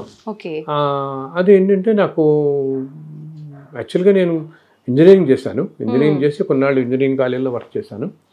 హైదరాబాద్లో ఉస్మానియా యూనివర్సిటీలో BA చదివి, తర్వాత REC వరంగల్లో MTech చేసి 4 సంవత్సరాలు ఆల్మిన్లో చేశాను. తర్వాత 10 సంవత్సరాలు ఇంజనీరింగ్ కాలేజీలో చేశాను, మాతృశ్రీ ఇంజనీరింగ్ కాలేజ్ హైదరాబాద్లో.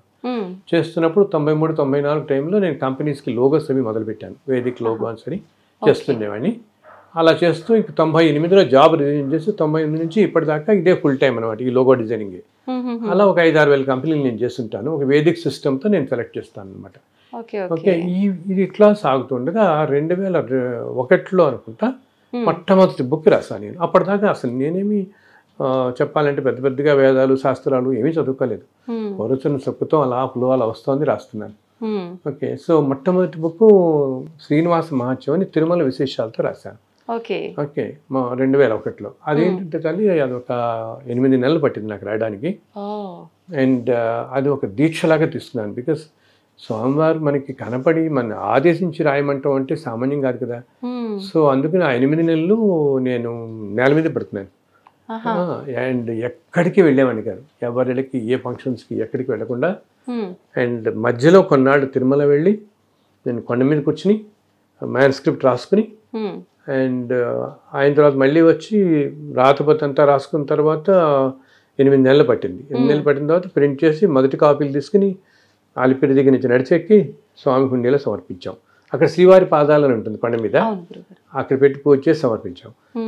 అంతా ఫ్రీగా అయిపోవటమే. తర్వాత అలా ఇస్తూ తర్వాత 2005 దాకా మళ్ళీ ఏం రాలేదు నేను. 2005లో మళ్ళీ ఒకసారి స్వామివారి ఇలా నాకు కల్లో కనపడి, నాయన ఒకసారి నువ్వు తిరుమల రా, నేను నీకు ఒక వ్రతం ఒకటి నేను నీకు చెప్తాను. నీకు కలియుగంలో మనుషులందరినీ కష్టాల నుంచి రక్షించి అతి తేలికైన వ్రతం ఇది, వ్రత విధానం అని చెప్తే చాలా సంతోషపడి నేను అప్పుడు త్వరలోనే వెళ్ళి వెంటనే 2005లో వెళ్ళి తిరుమలలో నేను వెళ్ళి కూర్చుంటే, ఆ రోజుల్లో ఏంటంటే మనకి గుడి ఎదురుకుండానే ఉండేవి మెట్లు.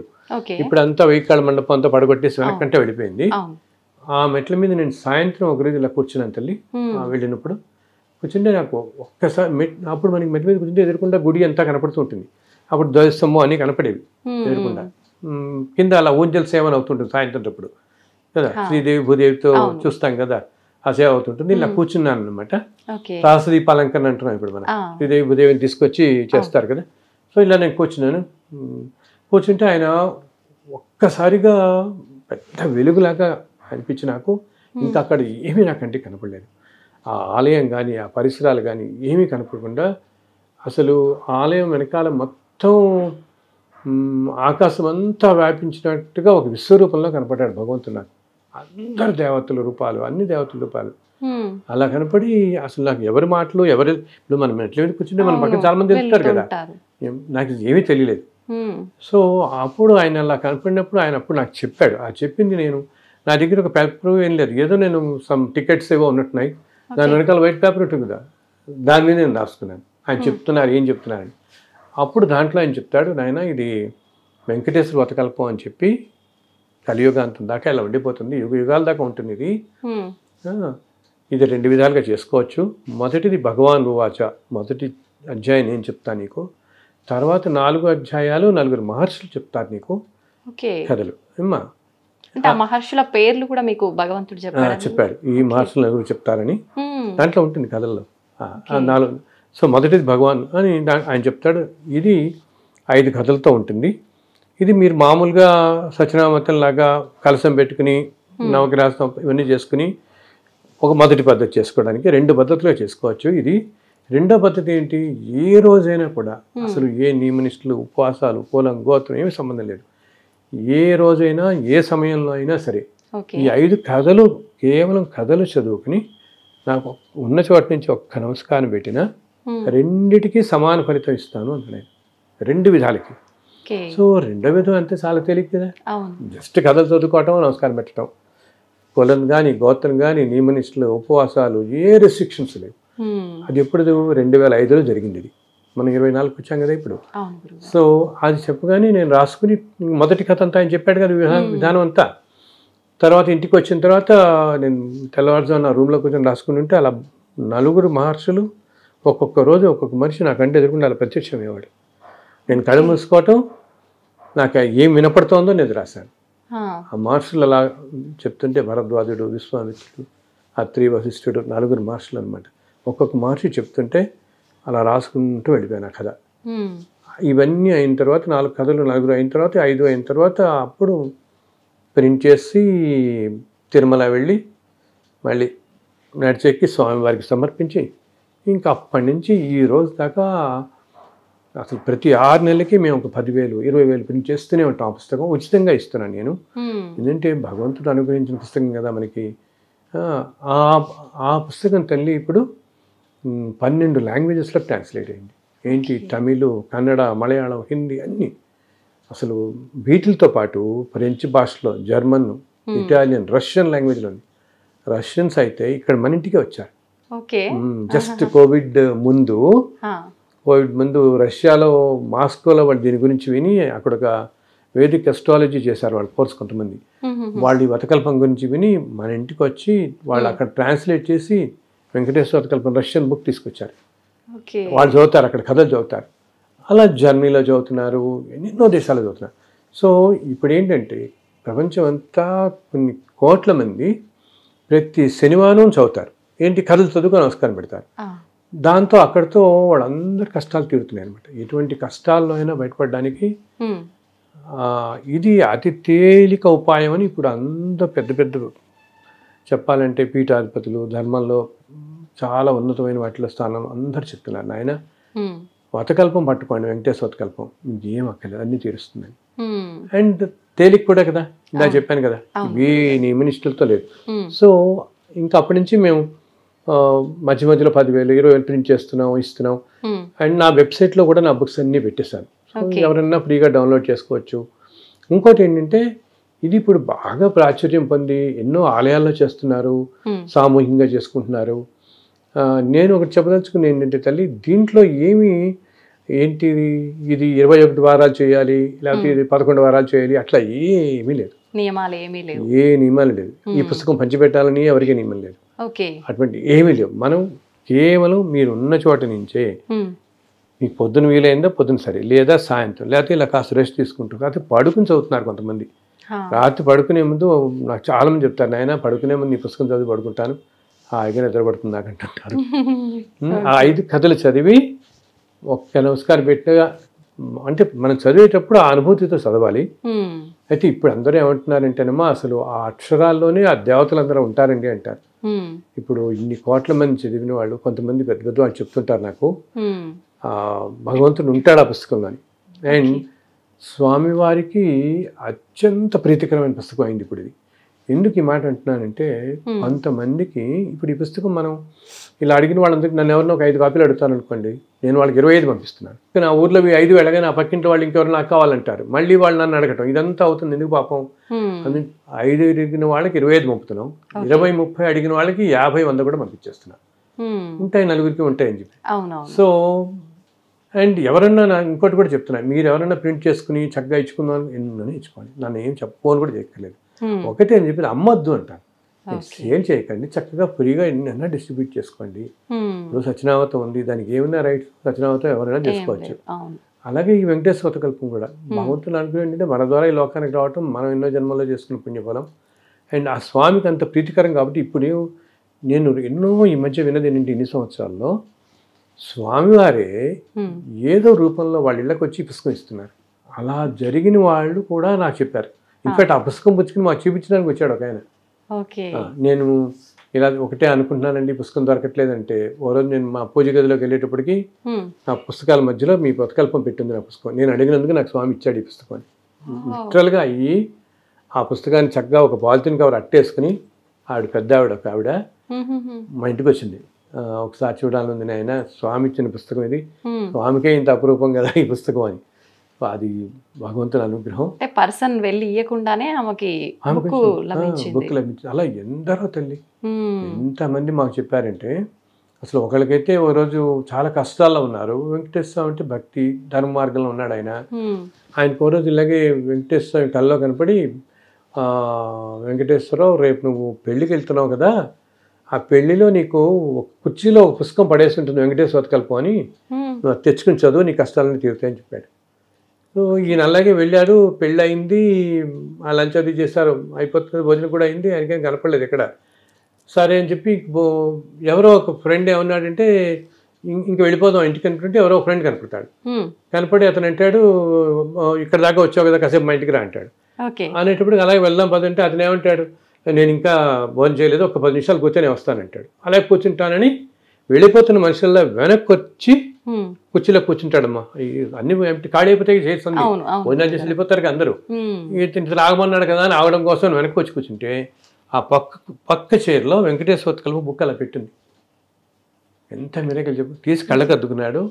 అండ్ యూనో నెక్స్ట్ డే వాళ్ళ అమ్మాయి పెళ్లి సెటిల్ అయింది. అనుకోకుండా అంతమంది చూసిన సంబంధం వాళ్ళు ఒప్పుకోవటం. ఆయన నాకు ఎక్కడ గుంటూరులోనే ఎక్కడ అనమాట, నాకు ఫోన్ చేసి ఇలా జరిగిందండి, నేను అనుకున్న స్వామి నా కల్లో కనపడి మరి ఇచ్చాడు. నేను ఆ రోజు కూడా నేను ఇంటికి వస్తూ బస్సులో చదివేసుకున్నాను కథలు. నెక్స్ట్ డే పొద్దున్న కల్లా వివాహం అని సెటిల్ అయింది, అందుకని మా పెళ్ళిలో మేము ఒక 200 పంచుకుంటాం, ఇస్తారా అని అడిగాడు. సో ఇలాగ ఎందరో చెప్తున్నారు, భగవంతుడే ఇస్తున్నాడు వాళ్ళకని చెప్పేసి తెచ్చిస్తున్నాడు. కళ్ళ ముందు ప్రత్యక్షంగా కనిపిస్తుంది కదా గురువు గారు. అండ్ బేసికలీ ఏంటంటే ఇందాక చెప్పినట్టు మీకు పెద్ద ప్రొసీజరు ఇవేమీ లేవు కాబట్టి చక్కగా కథలు చదువుకోండి. మీరు ఇంటర్నెట్లో డౌన్లోడ్ చేసుకోవచ్చు, నా వెబ్సైట్ ఉంటుంది, ఆ వెబ్సైట్లో డౌన్లోడ్ చేసుకోవచ్చు. లేకపోతే మనం మీదైన తర్వాత మా ప్రింటర్ ఫోన్ నెంబర్ ఇద్దాం, మీ దాంట్లో ఇవ్వండి, చక్కగా ఆయన కాల్ చేస్తే ఆయన దగ్గరికి వెళ్ళి తెచ్చుకోవచ్చు, ఎన్ని కాపీలైనా ఎవరైనా తెచ్చుకోవచ్చు, ఫ్రీగా ఇస్తారు. హైదరాబాద్లోనే భగవంతుడు ఏం చేస్తారంటే వెళ్ళి మనం ఇంత కష్టపడుతున్నాం కదా అని ఆయన అందరినీ మీలాంటి వాళ్ళందరినీ పంపిస్తున్నాడు నలుగురికి వెళ్ళేలాగా. సో ఒక ఆయన సత్యనారాయణ గారు అని చెప్పి 15 సంవత్సరాలుగా అన్ని పుస్తకాలు ఆయన ప్రింట్ చేస్తున్నాను నాకు. ఎంతో చక్కగా జాగ్రత్తగా దగ్గర కూర్చొని చేస్తుంటారు. సో ప్రతి 6 నెలలకి 10 ప్రింట్ చేసి వస్తుంటాం, అలా వెళ్ళిపోతుంటాయి. ఎవరో ఒకరు సహాయం చేస్తున్నారు మా స్నేహితులు. అది కూడా భగవంతుడు ఆ ప్రేరణ కల్పిస్తాడు. ఎవరో ఉన్నట్టు నాకు ఎక్కడి నుంచో ఫోన్ చేస్తారు, ఏ విజయవాడ, ఏ యుఎస్ నుంచో, సార్ మీ వతకల్పం 7 years నుంచి చేస్తున్నాం, అసలు మా జీవితాలు అన్నీ మారిపోయాయి, ఇంతమందికి ఫ్రీగా ఇలా చేస్తున్నారు మీరు, మేము ఏదో తోచిన చేస్తాం సార్, అసలు మాకు తెలియదు ఇప్పటిదాకా కూడా, నేను ఏదో యూట్యూబ్లో చూస్తే మీ అడ్రస్ మాకు తెలిపింది, అసలు ముందు పేజీ చూద్దాం, దీంట్లో ఫోన్ నెంబర్ ఉంటుంది కానీ మాకు ఐడియా లేదు ఇప్పటిదాకా అని చెప్పి ఇప్పుడే మేము చూసాం, మేము డెఫినెట్గా మేము కూడా ఏదైనా చేస్తాం అనేటప్పటికి అలా బాబు నాకు కాదు, ఆ ప్రింటర్ ఫోన్ నెంబర్ ఇస్తాను ఆయనకి చేయండి అని. మళ్ళీ ఇంకా 5,000 కాపీలు, మళ్ళీ 10,000, ఇలా ఒక యజ్ఞంలా వెళ్ళిపోతుంది. నిజంగా అసలు ఎలా జరుగుతుంది అంటే నాకు తెలియదు, ఎలా జరుగుతుంది, భగవంతుడు నడిపిస్తున్నాడు మీ ద్వారా, అబ్సల్యూట్లీ భగవంతుడు నడిపిస్తున్నాడు. అందుకని నేను ఇప్పుడు ఇలాగా అంటే మన వాళ్ళందరికీ రకరకాల నమ్మకాలు ఉంటాయి కదా. ఒకరికి ఇప్పుడు మనం వెంకటేశ్వరం వెళ్ళాకో కొంతమందికి అమ్మవారు అంటే చాలా ప్రాణం, కొంతమంది శివుడు అంటే ప్రాణం, ఇంకా హనుమంతుడు అంటే చాలా ప్రాణం, అలా ప్రదర్శన చేసేస్తుంటారు హనుమంతు గుడి చుట్టూతా. ఈ రకరకాలుగా ఎవరెవరు ఒక్కొక్కళ్ళకి ఒక్కొక్క దేవత మీద వాళ్ళకి దానికి కూడా కారణం ఉంటుంది. ఏదో జన్మలో వాళ్ళకి ఏవో లింక్ ఉండి అందువల్ల ఒక దేవత మీద వాళ్ళకి ఆ గురి వచ్చేస్తుంది అనుకోకుండా. మనం అనుకుంటుంటాం ఎందుకు నాకు శివుడు అంటే ఎంత ఇష్టం, నాకు హనుమంతుడు అంటే చూస్తాం కదా ఇవన్నీ. ఎందుకు వాళ్ళకి పుట్టినప్పటి నుంచి వాళ్ళకి హనుమంతుడు అంటేనే ప్రాణం ఉంటుంది వాళ్ళకి. ఎందుకు అలా అటాచ్ అయిపోతారు అనమాట. అది ఎందుకు వీళ్ళు ఇంత ముందు జన్మల్లో వీళ్ళు బహుశా ఏదో హనుమంతుడి ఆలయంలో ఏదో అర్చకుడు అవటమో, లేకపోతే ఆలయానికి సమీపంలో ఉండటమో, లేకపోతే ఒక పెద్ద హనుమంతుడి ఆలయం ఏదో కడుతుంటే వీళ్ళు కూడా ఆ కడుతున్న దాంట్లో ఉండటమో, ఏదో ఆ సోల్ కనెక్ట్ అయిపోయి సోల్కి చెప్పాను కదా, సోల్ తెలుస్తూనే ఉంటుంది కదా. సో ఇన్ని జన్మలు మారినా ఆ సోల్కి అది గుర్తుండి హనుమంతుడి విగ్రహం కనపడితే వీళ్ళు ప్రాణం లేచి వస్తుంది, సంతోషపడిపోతుండే. ఎప్పుడు హనుమంతుడు అలా చేస్తుండే. సో వీళ్ళు నన్ను అప్పుడప్పుడు అడుగుతుండేవాళ్ళు. అలా కొంతమంది సాయిబాబా అంటే కొంతమంది ప్రాణం, సుబ్రహ్మణ్య స్వామి కొంతమంది ప్రాణం, ఇట్లా కదా. సో వీళ్ళందరూ నన్ను అడుగుతుండేవాళ్ళు. ఆయన రాముల వారు అంటే ఇంక చెప్పక్కర్లేదు. పాతకాలంలో అసలు రాముల వారి గుడి లేని మనకి ఊరే ఉండదు ఆంధ్రప్రదేశ్ అనుకుంటే కదా మనం. సో ఇట్లాగా సరస్వతీదేవి, నరసింహస్వామి, శ్రీకృష్ణుడు ఇలా. సో నేను తర్వాత కాలంలో అందరి దేవతల మీద రాశాను ఇలాగే. శ్రీకృష్ణ మతం అని రాశాను, సుబ్రహ్మణ్య మతం రాశాను. అండ్ అన్నిట్లో కూడా ఇలాగే 5-6 కథలు ఉంటాయి. అండ్ అన్ని కథలు తల్లి యాక్చువల్లీ ఏంటంటే మనం అనుకుంటే కలియుగంలో నిజంగా ఇదంతా సాధ్యమేనా, భగవంతుడు ఏంటి నిజంగా చెప్తాడా అనుకుంటాం. కానీ ప్రతి పుస్తకం తల్లి అలా నాకు ఆ భగవంతుడు కూర్చొని పక్కన చెప్తుంటే రాశాను. ఏ చరిత్ర ఏ దేవుడికి సంబంధించింది రాస్తున్నారో ఆ దేవుడే చెప్పారా గురుగారు మీకు? ఆ దేవుడు చెప్పారు. ఎలా సాధ్యపడింది గురుగారు అసలు నిజంగా? నాకు మీరు ఇప్పుడు అన్నారు కదా, నాది అదే క్వశ్చన్. చాలా చాలా చాలా కష్టం అసలు నిజంగా నమ్మడం కూడా, ఇలా జరుగుతుందా అని చెప్పేసి. కానీ వీటన్నిటికీ ఎంతో భగవద్ అనుగ్రహం వల్ల. ఇంకొకటి ఏమిటి, ఇప్పుడు నేను చెప్పాను శివుడు ప్రతి పుస్తకానికి నేను ఎన్నో చూశాను, లేకపోతే వెంటనే రాయలేం కదా. ఇప్పుడు మనం ఏదో నవలు రాయటం, కవితలు రాయటం, కథలు రాయటం వేరు. కూర్చొని ఏదో ఇమాజిన్ చేసి రాసేస్తాం అవి ఇవి కలిపి. అది కూడా కష్టమే, అంత తేలిక కాదు. కథ రాయాలన్నా కవిత రాయాలన్నా ఎంతో క్రియేటివిటీ కానీ అవన్నీ కావాలి మనకి, అవన్నీ ఉండాలి. లేకపోతే అంత సృజనాత్మక శక్తి ఉంటే కానీ రాయలేం. అటువంటిది భగవంతుడి గురించి రాయాలంటే అసలు ఎంతో ధైర్యం ఉండాలి ముందు మనకి, కావాలి కదా. ఏది రాయగలుగుతాం మనం పెట్టుకుంటే చాలా కష్టం భగవంతుడికి సంబంధించి రాయటం అనేది. సో నేను ఈ వెంకటేశ్వర కల్పన ఇలా వెళ్ళిపోతున్న తర్వాత కొన్నాళ్ళకి నేను ఐ థింక్ మొట్టమొదటి లక్ష్మీ నరసింహస్వామి రాసినట్టున్నాను నేను. యాదగిరి లక్ష్మీ స్వామి నాకు ఆయన ఓ రోజు కళ్ళలో ఇలా కనపడితే ఇంక నేను ఇలా తెల్లవారుజామున కూర్చుంటాను తల్లి. ఆ కథలు ఏవైతే ఒక్కొక్క పుస్తకంలో ఉంటాయో ఆ కథలు మొత్తం నా ముందు అలా వెళ్ళిపోతాయి, ఒక దృశ్యంలాగా మొత్తం జరిగిందంతా అలా వెళ్ళిపోతుంది. కొన్ని అలా వెళ్ళిపోతున్నాయి, కొన్నిటికి ఏంటంటే సాక్షాత్ భగవంతుడు ఇలా చెప్పేస్తాడు, ఈ విధంగా ఈ ఊర్లో ఇలా జరిగింది అయినా అలా చెప్తుంటే అదంతా నాకు కనపడుతూ ఉంటుంది కంటికి. ఆ జరిగిందంతా అదంతా నేను ఆ పుస్తకంలో రాసుకుంటూ వెళ్ళిపోతున్నాను ఆ చాప్టర్. అందుకనే నువ్వు చెప్తే ఆశ్చర్యపోతావు. కొంతమంది పెద్ద పెద్ద ఇప్పుడు లక్ష్మీ నరసింహస్వామి మొత్తం రాసినప్పుడు యాదగిరి గట్టు వెళ్ళి మొట్టమొదటి కాపీలు అక్కడ పెట్టి పూజ చేశాం. అండ్ అనుకోకుండా నేనేం చేస్తాను, ఆ రోజు ఏదో అనుకోకుండా మేము వెళ్ళాం, ఏదో వేరే ఊరు వెళ్ళాలనుకున్న వాళ్ళు సరే ఈ పుస్తకం ప్రింట్ అయింది కదా యాదగిరి వెళ్ళి, అంటే ప్రతి పుస్తకానికి ఆ దేవత క్షేత్రానికి వెళ్ళి పూజ చేసి నేను ఇస్తాను. ఇంకా పేపర్లో వస్తూ ఉంటుంది, ఫ్రీగా ఇస్తాను అలా అనమాట. సో మేము అలా లక్ష్మీస్వామి టెంపుల్కి వెళ్ళి పుస్తకాలు ఇచ్చాం. చాలా సంతోషపడ్డారు అర్చకులందరూ, కళ్ళకద్దుకు నేను పాదాల దగ్గర పెట్టారు. పెట్టి సంకల్పం చదువుతుంటే అనుకోకుండా ఆ రోజు నక్షత్రం స్వాతి నక్షత్రం. స్వాతి నక్షత్రం లక్ష్మీ నరసింహస్వామి జన్మ నక్షత్రం. నాకు తెలియని కూడా తెలియదు. మేము యాక్చువల్గా తిరుపతి వెళదాం అనుకున్నాం ఆ ట్రిప్. అప్పుడు మనకి ఇక్కడ ఎజిటేషన్ అవుతూ ఉండి ఏదో ట్రైన్స్ అన్ని క్యాన్సిల్ అయ్యి అప్పటికప్పుడు మా టికెట్స్ అన్ని క్యాన్సిల్ అయ్యి అయ్యో ఎలాగ రాస్తారో ఏదో అవుతుంది అనమాట. ఎలాగ మా బ్రదర్స్ మేము అందరం వెళదాం అనుకున్నాం. ఎలాగ లీవ్ పెట్టేస్తాం కదా, 2 రోజులు ఖాళీ కదా అనుకుని, సరే ఈ పుస్తకం ఉంది కదా ముందు యాదగిరి పెట్టే దగ్గరే కదా వెళ్ళిపోవచ్చు అంతే. అలా రాత్రి నుండి పొద్దున్నే దర్శనానికి వెళ్ళి ఆయనకి ఇస్తే అనుకోకుండా అంటే ఆయనకి ఎంత ఇష్టం కాకపోతే ఆ స్వాతి నక్షత్రంలోనే ఆయన దగ్గర తెచ్చుకుంటాడు ఆ పుస్తకాన్ని. ఇంకొకటి గురుగారు, స్టార్టింగ్ లో మనం మాట్లాడుకున్నాం కదా, మనం ఒకటి అనుకుంటే డైవర్షన్ భగవంతుడు ఇంకో రకంగా చేస్తారు అని చెప్పి, మీరు అది ప్లాన్ చేస్తే భగవంతుడు ఈ రకంగా మీతో చేయించాలనుకున్నాడు కాబట్టి ఇలా జరిగిపోయింది. అలా ప్రతి పుస్తకానికి తల్లి ఇప్పుడు శ్రీకృష్ణుని వ్రతం రాసినప్పుడు అంతే, కృష్ణుడు అట్లా చిన్ని కృష్ణుడు ఇట్లా పరిగెడితే చెప్తుండేవాడు. చాలా అసలు ఎంత డివైన్ ఎక్స్పీరియన్సెస్ ఉంటాయి ఒక్కొక్కటేవి. ఏంటంటే ఈ కలియుగంలో భగవంతుడు ఎన్నో రూపాల్లో దర్శనమిస్తాడు. మామూలుగా ద్వాపర యుగం కృతయుగంలో ఏంటంటే ఆ రూపంలోనే ఆయన మహర్షులు కనపడేవాడు. ఇప్పుడు ఈ యుగంలో ఏంటి, కలియుగంలో రకరకాల రూపాల్లో. ఇప్పుడు మనం తిరుమల వెళతాం అనుకో, వెళుతున్నప్పుడు ఒక్కోసారి చూడు మనకు అనుకుంటాం, అయ్యో మనకు టికెట్ లేదే, మనకి ఎవరు అంటే ఎవరో ముఖ్యమంత్రి తెలియని వాళ్ళు వచ్చి ఓ టికెట్ మా దగ్గర ఎక్స్ట్రా టికెట్ ఉందండి ఇస్తా ఉంటుంటారు, చెప్తుంటారు కదా. అదేదో క్యూ లైన్లో వెళ్తాం అంటే దొరకట్లేదు, ఎలా తెలవాలంటే ఎవరో ముఖ్యమంత్రి తెలియని వాళ్ళు రావటం మన లైన్లో తీసుకెళ్ళిపోయి నించోబెట్టేస్తారు. ఇది నాకు ఒకసారి ఎక్స్పీరియన్స్ అయింది గురువు గారు. చెప్పండి. టెంపుల్ కి కొత్తపేట అష్టలక్ష్మి టెంపుల్ ఉంది కదా, దాంట్లో నేను ఆఫీస్ కి ఆఫ్టర్నూన్ షిఫ్ట్ ఉండే నాది. దర్శనానికని వెళ్ళినాం. వెళ్తే చాలా క్యూ లైన్ ఉంది, ఒక 2-3 కిలోమీటర్స్ వరకు. అమ్మో ఇక్కడ వరకు వచ్చిన, నాకు 2 o'clock షిఫ్ట్ ఉంది, చూస్తే 12 అయిపోతుంది, నేను ఎట్లా వెళ్ళాలి, నాకు మళ్ళీ 1 hour జర్నీ పడుతుంది, ఇక్కడ దాకా వచ్చి దర్శనం చేసుకోకుండా వెనక్కి వెళ్ళలేను, ఏం చేయాలి స్వామి అని. నేను అమ్మవారి టెంపుల్లో ఉండి శివుని దండం పెట్టుకున్నా. ఏంటి స్వామి ఇట్లా అయింది, ఎందుకు శివయ్య అని చెప్పి అనుకున్నా. అసలు ఏం అర్థం కాలేదు. మా ముందున్న వాళ్ళు, అమ్మ నువ్వేదో ఇబ్బంది పడుతున్నట్టున్నావు కదా, హడావిడి ఉన్నట్టుంది, ముందుకెళ్ళు పర్లేదు అని చెప్పి ముందు దాకా పంపించారు. అక్కడికి వెళ్ళిన తర్వాత అక్కడ గణపతి ఆలయం ముందున్న అయ్యగారు ఏం చేశారు, అక్కడ డోర్ ఓపెన్ చేసి, జనరల్ గా డోర్ ఓపెన్ చేయరు కదా, ఆ డోర్ ఓపెన్ చేసి ఇలా వెళ్ళి చేసుకోండి అమ్మా అని చెప్పి.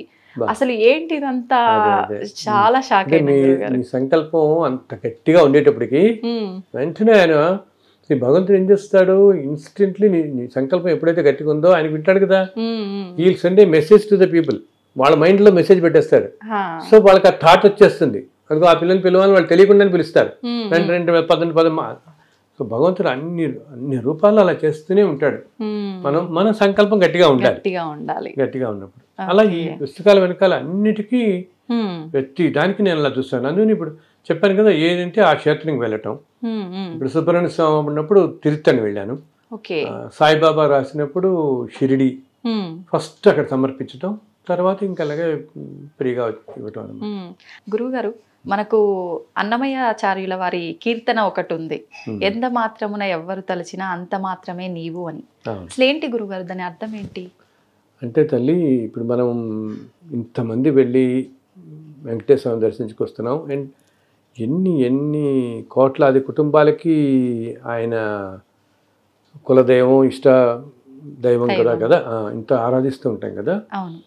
అండ్ అక్కడ ఏంటంటే ఒక చాలా సుప్రీం పవర్ అన్నమాట అది. ఆ స్వామి అసలు ఎన్నో కోట్ల సంవత్సరాల క్రితం స్వయం వ్యక్తంగా ఆయనలో వచ్చి నిలబడ్డాడు. వైకుంఠం నుంచి స్వామివారు వచ్చి నిలబడ్డాడు. సో ఆ నిలబడిన రూపం కూడా చాలా ఏంటంటే, తిరుమలలో ఉండే వెంకటేశ్వర స్వామి విగ్రహంలోనే మనకి చాలా ఎంతో విశిష్టత కనిపెడుతుంది అనమాట. అసలు అదొక మ్యాగ్నిఫిషెంట్ పవర్ ఉంటుంది, ఆకర్షణ శక్తి అది. అండ్ చాలా కాలం పాటు ఏంటంటే, ఇది మొట్టమొదటి రోజుల్లో అసలు నువ్వు చెప్తే ఆశ్చర్యపోతావు, చుట్టూతా అన్ని పంట పొలాలు ఉండేవి అంటారు. పొలాల మధ్యలో ఆ స్వామి అలా ఉంటాడు, అంతా అరణ్యోదే అనమాట. మొట్టమొదట్లో అక్కడ ఉండే ఈ ట్రైబల్స్ వీళ్ళందరూ ఆ దేవతను కొలిచేవాళ్ళు.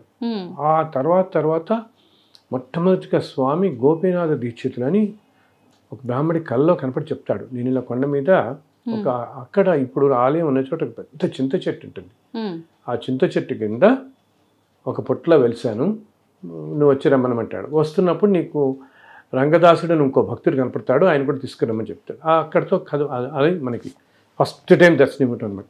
సో స్వామివారు ఉన్న విగ్రహంలో కూడా చాలా విశిష్టతలు, విచిత్రాలు ఉంటాయి. మనకేమిటి, ఇప్పుడు మెయిన్ ఆలయం మామూలుగా మనం చూస్తే ఆలయానికి 4 సైడ్ల పైన 4 సింహాలు ఉంటాయి. ఓకే, సింహం విష్ణుమూర్తి వాహనం సింహం కాదు కదా, గరుత్మంతుడు కదా, మనకు తెలుసు కదా. ఓకే, సింహం అంతా అమ్మవారు కదా. ఓకే, సో అలాగే అక్కడ ఏంటి మనకి అభిషేకం, ప్రతి వారం అభిషేకం, అక్కడ జరిగే అభిషేక సేవ చాలా చాలా విశిష్టమైంది. సాధారణంగా అభిషేకం అనేది అమ్మవారికి జరిపిస్తారు చాలా చోట్ల. సో శుక్రవారం జరుగుతుంది అక్కడ అభిషేకం కూడా. సో అక్కడున్న మూర్తిని కొంతకాలం పాటు శక్తి స్వరూపంగా కొలిచారు చాలా కాలం. ఓకే, అందుకనే యాక్చువల్లీ బాలాజీ అనే పేరు కూడా అలాగే వచ్చింది. బాలాజీ అంటే బాల అన్నమాట, బాల రూపము. ఇప్పటికీ నాకు తెలిసిన కొంతమంది ఉపాసనా మార్గంలో అక్కడ నుండే రూపాన్ని శక్తి రూపంగా కూడా కొలిచేవాళ్ళు ఉన్నారు. ఓకే. శక్తి రూపంగా కొలుస్తారు, అక్కడున్న రూపం అన్నమాట. ఓకే. సో ఆ బాల రూపం కాబట్టి మనం నార్త్ ఇండియన్స్ అంతా గౌరవవాచకంగా జీ అని పక్కన పెడతారు కదా పేరు, అలా బాలాకి జీ తగిలించి అది బాలాజీ అయింది. బాలాజీ అనే పేరు అలా వచ్చిందనమాట. ఎందుకంటే చాలా కాలం, ఒక 400 సంవత్సరాలు కంటే ఎక్కువే ఈ తిరుమల ఆలయం అంతా కూడా మహంతులని నార్త్ ఇండియన్స్ వాళ్ళ ఆధీనంలో ఉండేది. ఇప్పుడంతా వాళ్ళు మేనేజ్ చేశారు. మహంత్ ప్రయాగ్దాస్ అని అంతా మహంతులు అంటారు. అక్కడ నార్త్ ఇండియా నుంచి వచ్చిన వాళ్ళు అనమాట, సాధువులు. వాళ్ళే మేనేజ్ చేశారు టెంపుల్ అంతా కూడా. సో అప్పుడు వచ్చిన పేరు ఈ బాలాజీ అని చెప్పేసి, బాలాజీ అని చెప్పేసి మనకి.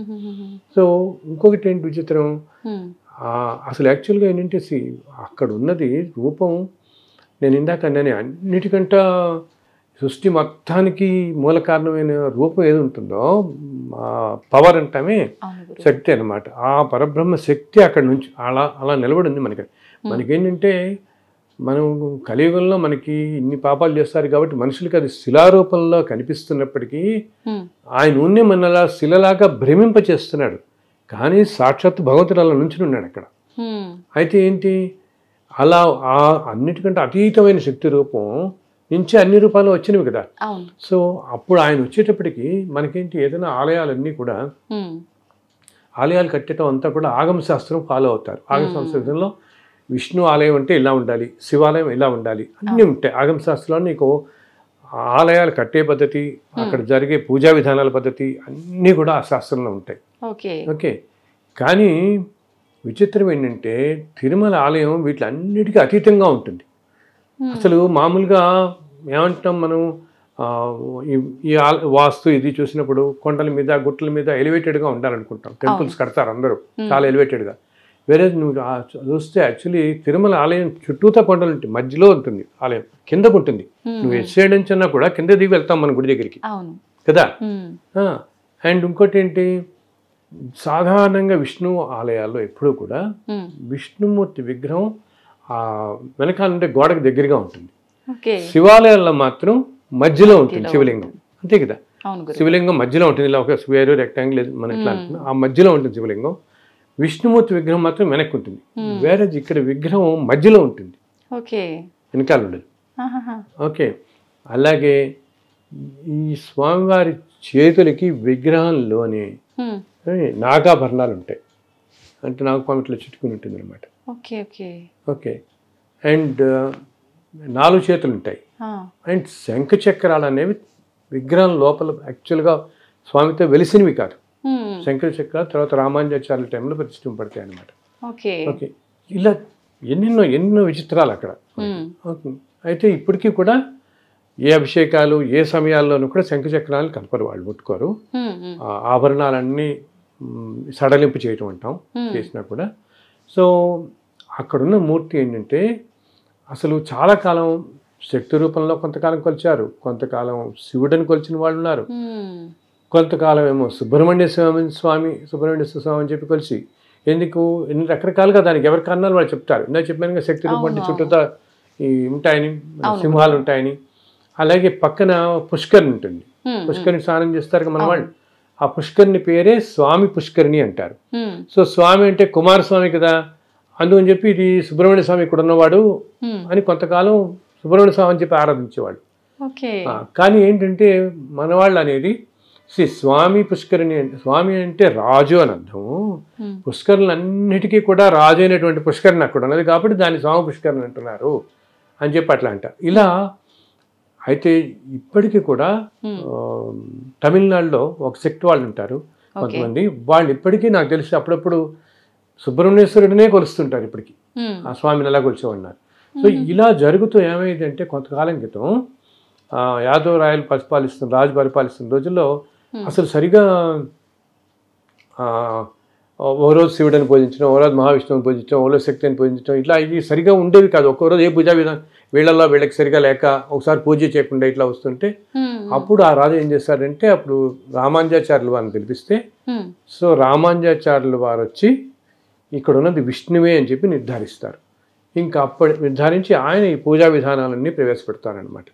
దానికి కూడా ఒక పెద్ద కథ ఉంది, ఏ విధంగా నిర్ధారించబడుతుంది అని ఇంకోసారి చెప్పుకుందాం అది. సో అప్పటి నుంచి ఇంకా అక్కడ ఉన్నది విష్ణువే అని కొలుస్తూ పెడుతున్నాం. కానీ ఈ ప్రపంచం మొత్తాన్ని నడిపించుస్తున్న శక్తి ఏదైతే ఉందో ఆ శక్తి అక్కడ ఉంది. అందుకనే అన్నమాచార్యుల వారు ఏమంటారు, ఎంత మాత్రమని ఎవ్వరు తెలిసినా అంత మాత్రమే నీవు అని చెప్పి తలచుదురు నిన్ను శక్తి అంటూ ఇలా అని ఒక్కొక్క రూపం అంటుంటే ఏ రకంగా వచ్చినా ఆ రూపంలో నువ్వు కనిపిస్తావు అని చెప్పి ఆయనే అంటారు. దాంట్లో ఒక కీర్తనలో చెప్తారనమాట. సో అన్ని మూర్తులు కలిపి ఉన్నటువంటి స్వరూపం అక్కడ ఉన్నది.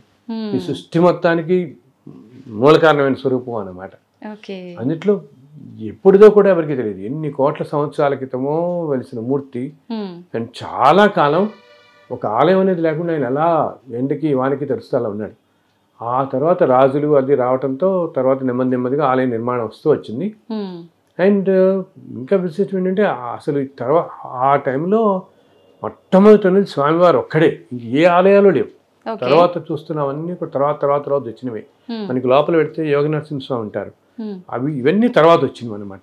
మొట్టమొదటి స్వామివారు ఒక్కడు అలా నిల్చున్నాడు మన కోసం కలియుగంలో. అయితే గురుగారు, మనం అక్కడ తిరుపతికి వెళ్ళిన తర్వాత దేవుణ్ణి దర్శించుకునే విధానం కూడా రాంగు, వేరే విధానం ఉంది అని చెప్పి నేను కొంతమంది ద్వారా విన్నాను. నిజంగా దర్శించుకునే విధానం ఏ విధంగా ఉండాలి గురుగారు? అంటే విధానం రాంగ్ అని కాదు, ఒక్కొక్క క్షేత్రానికి ఒక్కొక్క విశిష్టత ఉంటుంది అనమాట. ఏ విధంగా అని చెప్పేసి యాక్చువల్గా మనం ఒకటి తల్లి ఏంటంటే, ఇప్పుడు మనం అనుకుంటాం తిరుపతి వెళ్తున్నాం, కొంతమంది నాదో చాలా గొప్పగా చెప్పుకుంటారు, మేము 40 సార్లు వెళ్ళామండి, మేము 60 సార్లు వెళ్ళామండి అని ఉంటారు. అసలు ఎప్పుడు అలా చెప్పకూడదు. ఎందుకంటే నేను ఇటువంటి వాళ్ళలో కొంతమందిని చూశానమ్మా నేను. ఏంటి వాళ్ళు ఒక 400-500 జన్మల్లో తిరుపతి వచ్చి దర్శించుకుందాం అనుకుంటే వాళ్ళ వల్ల కాలేదు. ఈ జన్మలోనే ఫస్ట్ టైం వాళ్ళు వస్తున్నారు. ఎంత అపురూపంగా ఉండాలి మనం అక్కడికి వెళ్ళినప్పుడు. అసలు ఇది ఏ క్షేత్రానికైనా కూడా ఆ క్షేత్రాల్లో ఉండే దేవత ఆ క్షేత్ర పాలకుడు అంటాం. ప్రతి క్షేత్రానికి కూడా క్షేత్రంలో ఉండే దేవతతో పాటు ఒక క్షేత్ర పాలకుడు ఉంటాడు, క్షేత్రాన్ని రక్షించేవాడు అనమాట. ఓకే, వీళ్ళిద్దరు పర్మిషన్ లేకపోతే మనం ఎంటర్ కానివ్వాలి. మనం అనుకుంటే ఎందుకు వెళ్ళాం, టికెట్ కొనుక్కి వెళ్ళిపోతాం. కానీ నేను ఎంతోమంది నేను చూస్తాను ఇన్ని సంవత్సరాలుగా, వెళదాం అనుకుంటూ ఏంటి పెద్ద అథారిటీలో ఉన్నవాళ్ళు, పెద్ద పొజిషన్స్లో ఉన్నవాళ్ళు కూడా సాధ్యమేది కాదు, ఏదో విధంగా సంవత్సరాలు వెళ్ళిపోతుంది. సో అక్కడికి రావటం, అందులో ఇలా మనం వెళుతున్న వాళ్ళం ఏంటి, ఎంతో పుణ్యం చేసుకున్న వాళ్ళం అనమాట. ఓకే, మనం అనుకుంటున్న తేలిగ్గా పెడుతున్నాం కదా, అంత తేలిక కాదు అది.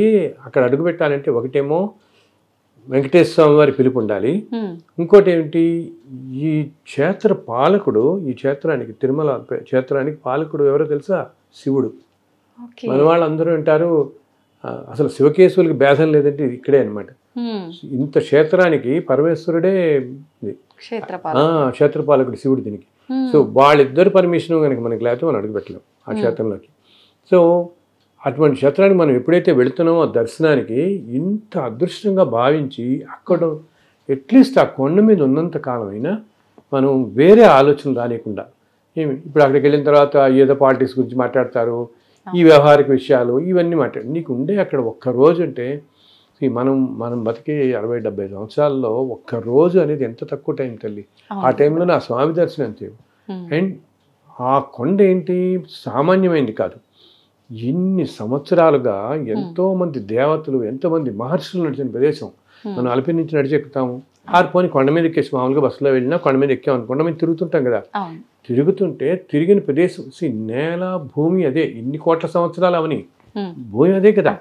సో ఆ భూమికి ఉండే పవర్ అలా ఉంటుంది. ఏంటి, దేవతలు నడిచింది, ఒక అన్నమయ్య తెలుసు కదా మనకి, అన్నమయ్య నడిచింది, వీళ్ళందరూ మహాపురుషులు అంతా వెళ్ళి నడిచిన ప్రదేశం అది.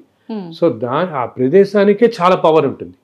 సో ఇంత పవర్ ఉన్న ప్రదేశంలో మనం అందుకనే చూడండి, మామూలుగా ఎంతో బద్ధకం చేసేవాళ్ళు కూడా అనుకోకుండా నడిచెక్కేస్తారు వాళ్ళు పలుకుని. అండ్ పైన ఎక్కిన తర్వాత కూడా మనకి అన్ని గంటల క్యూలియన్లో ఉన్న మనకి అసలు తెలియదు. బికాస్ ఆ ప్రదేశానికి ఉండే శక్తి అంత శక్తి అనమాట, అంత పవర్ ఉంటుంది.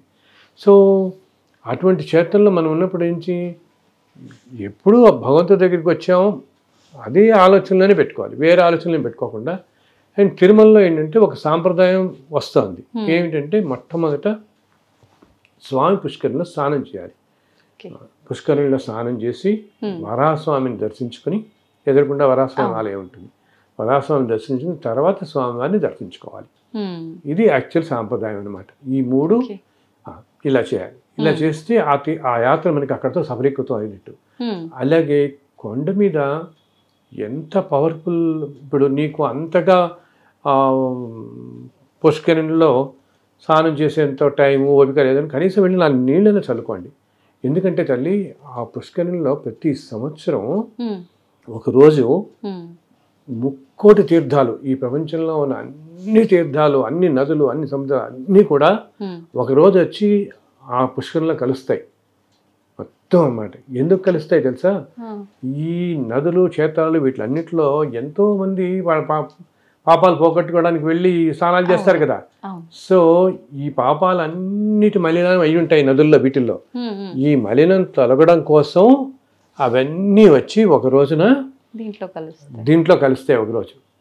అక్కడితో మళ్ళీ ప్యూర్ అయిపోతాయి. అంటే ఇన్ని కోట్ల తీర్థాలన్నీ, నదులు, సముద్రం అన్నీ వచ్చి దాంట్లో కలుస్తున్నాయంటే, సముద్రాలు కానీ తీర్థాలు కానీ ఇంత పుణ్యప్రదమైనవన్నీ కలుస్తున్నాయి దాంట్లో. అంటే ఎంత పుణ్యప్రదం అసలు, ఎంత పవిత్రమైన పుష్కరిణి అన్నమాట.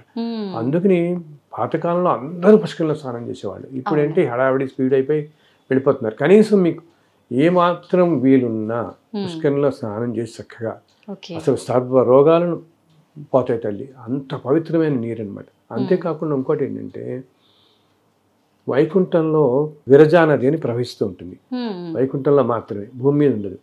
ఆ వైకుంఠంలో ఉండే విరజా నది ఇక్కడ తిరుమలలో స్వామివారి పాదాల కింద ప్రవహిస్తూ ఉంటుంది, అంతర్వాహినిలాగా కొండల్లో. అది ఒక కాలంలో ఎట్లా ఉండేదంటే, ఆ స్వామివారి పాదాల నుంచి ఇలాగ బయటికి వాటర్ వచ్చేది, గుళ్ళు అంతా స్ప్రింకిల్స్ లేదు, పాదాల బయటకు వచ్చేసేది వాటర్. అందుకని వాళ్ళ తర్వాత కాలంలో కొంచెం సీసం అది వేసి చేశారు, నీళ్ళు వచ్చేసేవి. సో కింద అంతర్వాహినిలాగా వైకుంఠంలో ఉండేది. ఆ విరజా నది ఇది కూడా ఈ పుష్కరంలో కలిసి ఉంటుంది. సో ఎంతో పుణ్యపదం. అందుకని కనీసం 4 నీళ్ళు చల్లుకున్న పుణ్యపదం. ఆ తర్వాత ఇంకా స్వామిని దర్శించుకునేటప్పుడు ప్రతి క్షణం మనం దర్శించుకుంటున్నప్పుడు ఆయనే తలుచుకుంటూ వెళ్ళండి మీరు వెళ్ళేంత వరకు కూడా. బికాస్ ఆ చుట్టుపక్కల అంతా ఆయన ఉంటాడు. అట్లాగే మనకి సాధారణంగా చాలామంది వెళ్ళే వాళ్ళలో కోరికలతో వెళ్ళేవాళ్ళు ఉంటాం కదా, ఏదో కష్టంతో. ఆ కోరికలేవో మీరు ముందే చెప్పుకోండి మనసులో మీకు. ఎందుకంటే అక్కడికి వెళ్ళేటప్పటికి మనం ఆ భగవంతుడు ఎంత పవర్ఫుల్ అంటే తల్లి, ఒక పెద్ద ఆరాలాగా ఉంటుంది. అక్కడ ఒక వేరే డైమెన్షన్ ఉంటుంది అనమాట. మనం ఎప్పుడైతే ఇంకా మహాద్వారం దాటి ధ్వజస్తంభం దగ్గరికి వెళ్ళిపోతామో ఆ వలయంలోకి వెళ్తాం, ఆ డైమెన్షన్లోకి. అక్కడికి వెళ్ళగానే మనకి అసలు థాట్లెస్ అయిపోతాం. మనకి ఏ కోరికలు ఏమి, అసలు మెస్మరైజ్ అయిపోతాం అనమాట పూర్తిగా. మనకు కూడా డైమెన్షన్లోకి వెళ్తాం కదా, ఏది తెలియదు. అందుకు మీరు అసలు చెప్పాలంటే మనకేం కావాలో ఆయన తెలియదా, తెలుసు, అన్నీ ఆయన తెలుసు. సో మన తృప్తి కోసం మనం తెలుసుకోవటం. ఇంకొకటి పైన ఎప్పుడు కూడా ఎంతోమంది దేవతలు నిత్యం రకరకాల రూపాల్లో తిరుగుతుంటారు అక్కడ. నిజమైన నిజంగా. అండ్ ఎస్పెషల్లీ పొద్దున సుప్రభాత సమయంలో ఇంకా ముందు ఆలయం తెరిచే ముందు అనమాట ఈ దేవతలు అందరూ వచ్చి స్వామిని దర్శించుకుంటారు వచ్చి. అందుకని చాలా వైబ్రెంట్గా ఉంటుంది మార్నింగ్ టైంలో. మనకి అప్పటి నుంచి 6:30 అప్పటిదాకా చాలా వైబ్రెంట్గా ఉంటుంది. సో వీలున్న వాళ్ళు ఆ సమయంలో దర్శనానికి వెళ్ళటం కష్టం చాలా. కనీసం మీరు ఆలయం బయటంతా ఓపెన్ ప్లేసే కదా, చక్కగా 3-4 అప్పుడు మీరు ఎక్కడన్నా కూర్చుని కాస్త కళ్ళు మూసి ధ్యానం అని కూడా నేను కళ్ళు మూసి కూర్చుంటే చాలా ప్రశాంతంగా, ఏ ఆలోచన లేకుండా మీరు అందరు దేవతలు అక్కడ తిరుగుతున్నట్టు మనకు ఆ ఫీలింగ్ వస్తుంది. చక్కగా గ్రహించవచ్చు. అసలు మన శరీరం ఎంతో లైట్గా అయిపోయినట్టు అనిపిస్తుంది. 3-4-3:30 ఆ టైంలో కాస్త ప్రశాంతంగా గుడి బయట పుష్కరం దగ్గర ఎక్కడో సరే అక్కడెక్కడ కూర్చున్నా కూడా ఉంటుంది అనమాట.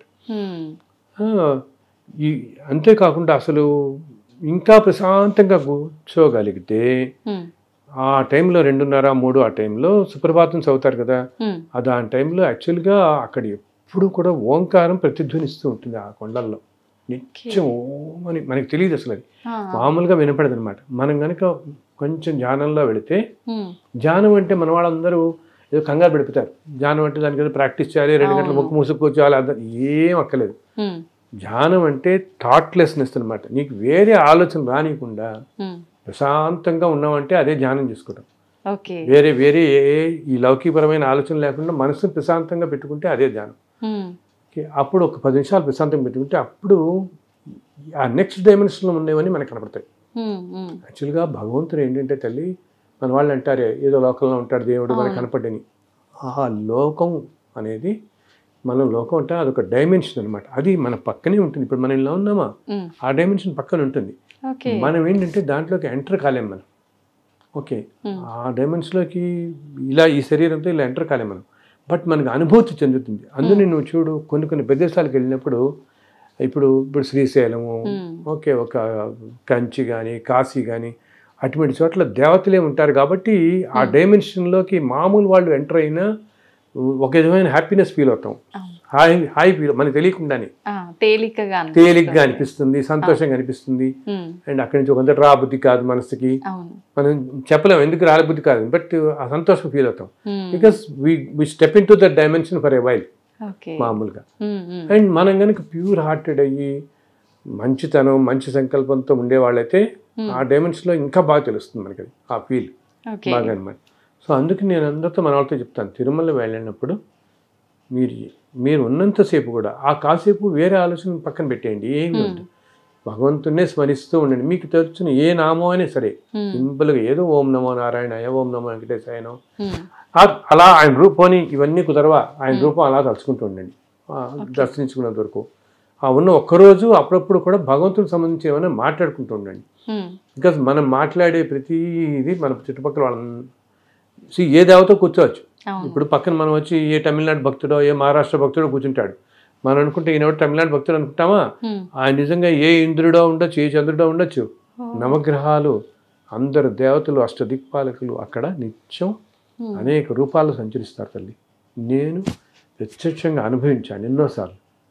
అలా సూర్యనారాయణ రావటం, చంద్రుడు రావటం అసలు ప్రత్యక్షంగా చూశాను అనమాట. మీకు ఎట్లా అనిపించింది గురుగారు వాళ్ళు దేవత? అసలు ఆ క్షణంలో తెలిసిపోతుంది మనకి ఏ దేవత అనేది చాలా తెలుస్తుంది మనకి, అది ఇన్స్టెంట్గా తెలుస్తుంది. Especially morning timing. ఇందాక నేను చెప్పాను తెల్లవారుజాము టైంలో సపోజ్ మనం పొద్దున్న ఏ సుప్రభాతంకి వెళ్ళటమో ఏదైనా వెళ్ళొచ్చాం అనుకోండి, వెళ్ళొచ్చి చూస్తుంటే అసలు ఆ అట్మాస్ఫియర్ అంతా ఛార్జ్డ్ అయిపోయి ఉంటుంది అనమాట. అసలు వేరే డైమెన్షన్లో ఉన్నట్టే ఉంటుంది, అక్కడి నుంచి రాబోద్ది కాదు. అందుకని మన వాళ్ళకి చెప్తాను, మీరు దర్శనానికి వెళ్ళినా సరే లేదా మీరు ఆ రోజు రాత్రి పడుకుంటారనుకోండి, అందుకని మేము అంటాం, మన వాళ్ళందరూ ఏమంటారు, ఏదైనా క్షేత్రం వెళ్తే నిద్ర చేయండి అంటారు. అంతే కదా, మన వాళ్ళంతా ఇప్పుడు మోడర్న్ అయిపోయి వెళ్ళిపోయి 2 గంటల దర్శనం 4 గంటలకు కనుక వచ్చేట ఈవినింగ్ అలా చేస్తున్నారు. అసలు అప్పుడు నీకేంటంటే ఓకే ఫలితం సంగతి వదిలిపెట్టి ఒక క్షేత్రంలో నిద్ర చేయమని అనేది ఎందుకంటే అక్కడ ఉండే పాజిటివ్ ఎనర్జీ మనం తీసుకోగలుగుతాం. రాత్రి వేళల్లో అందరు దేవతలు వస్తారు ఆ క్షేత్రాలకి. అలా ఉన్నప్పుడు మన శరీరంలో ఉండే అనారోగ్యాలన్నీ పోతాయి. అందుకని నిద్ర చేయండి అని ప్రతివాడు చెప్పేది. రాత్రి నిద్ర వేళ చేస్తే కనుక ఆ తెల్లవారుజామున దర్శనం దేవతలు వచ్చినప్పుడు ఆ ఎనర్జీ అంతా కూడా మనలో ఉన్న డిసీజెస్ అన్నింటినీ తొలగిస్తుంది, మన ఎంతో మార్పు తీసుకొస్తుంది మన ఆరోగ్యం కూడా అనమాట. అదైన తర్వాత అందులో ఉన్నంతసేపు ఇంకోటి ఏంటి, ఓకే జనరల్ మాటలు కబుర్లు ఇవన్నీ వదిలే. ఈ మధ్య ఇంకొకటి అందరికీ ఇది మానవ సహజం, మనుషులంటేనే మనకి రకరకాలుగా పోతుంది మనసు కదా,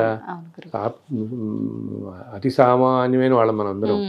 సో ప్రతి వాళ్ళకి ఏం పోతుంది అడిగాను, కానీ ఇంకా వాళ్ళకి ఎవరికో బ్రేక్ దొరికింది, నాకు ఇది దొరకలేదు, లేకపోతే ఆయన ఎవరో ఉన్నాడు, ఆయన ఇన్ని అన్యాయాలు చేస్తాడు, ఆయన ఈ పొజిషన్లో ఉన్నాడు, వీళ్ళు ఏదో అవుతారు, ఇంకెవరో అన్యాయం చేస్తారు, వీళ్ళు ఏదో బోర్డు మెంబర్ అయిపోయారో ఇంకేదో అయిపోయారో, లేకపోతే ఇటువంటివన్నీ అనుకుంటారు. అసలు ఎవ్వరి గురించి జడ్జిమెంటల్గా ఉండద్దు. నేను చెప్తాను, మనకి ఇదంతా అనవసరం. వాళ్ళు ఎవరో ఉన్నారా, వీళ్ళు ఇట్లా ఉన్నారా, లేకపోతే ఇదంతా ఇప్పుడు ఈ మధ్య అంటున్నారు సార్ అంతా కమర్షియల్ అయిపోయింది సార్, ఈ కమర్షియల్ అయిపోయిందా అది అయిపోయింది, ఇదంతా మనకి అనవసరం. ఈయన కోట్ల సంవత్సరాల నుంచి ఉన్నాడే, ఎన్ని సంవత్సరాల్లో ఎటువంటి సంస్కృతుల్లో ఉన్నాయో ఎవరు శ్రీకృష్ణదేవరాయలు వచ్చేవాడు. శ్రీకృష్ణదేవరాయలు వచ్చేటప్పుడు తల్లి ఒక ఫ్రెంచ్ ట్రావెలర్ అనమాట. ఆయన ఆ టైంలో వచ్చి కృష్ణదేవరాయలు 7 సార్లు తిరుమల దర్శించుకున్నాడు. ఆయన వచ్చినప్పుడు కొండ మీదకి తెలుసా 10,000 గుర్రాలు వచ్చేవి. ఆయనతో పాటు 10,000 గుర్రాలు, ఒక 500 ఏనుగులు, ఇవన్నీ వచ్చి కొండకి కొన్ని లక్షల మంది వచ్చేవాళ్ళు ఆయనతో పాటు పరివారం. అలా 7 సార్లు వచ్చాడు ఆయన. ప్రతిసారి ఏదైనా జైత్రయాత్రకు వెళ్ళినప్పుడు అది విజయం పొందగానే తిరుమల వచ్చి స్వామిని దర్శించుకునేవాడు. ఎన్నో ఆభరణాలు ఎన్నో చేయించాడు అక్కడ. అసలు ఒక ట్రావెలర్ రాస్తాడు వాళ్ళు వెళ్తున్నప్పుడు ఎలా ఉంటుంది పైన అంతా. అదే అసలు మనం ఇప్పుడు అనుకుంటాం, ఆ రోజుల్లోనే లక్షల మంది వచ్చేవాళ్ళు తిరుమలకి, అలా ఉండేది ఆ క్షేత్రం ఒకప్పుడు అని. ఒక బుక్ లో లిజెండ్ ది ఇండియా అని చెప్పి ఒక బుక్ రాస్తాడు అతను, ఒక ఆయన. ఇప్పుడు 1700-1800లో అయింది, తర్వాత ఆ మధ్య ప్రింట్ అయింది అది అక్కడ. ఆ మ్యాన్స్క్రిప్ట్ ఇలా ఉండిపోయింది ఎప్పుడుదో. ఓకే, చాలా చాలా విశేషాలు రాస్తాడు తిరుమల గురించి దాంట్లో.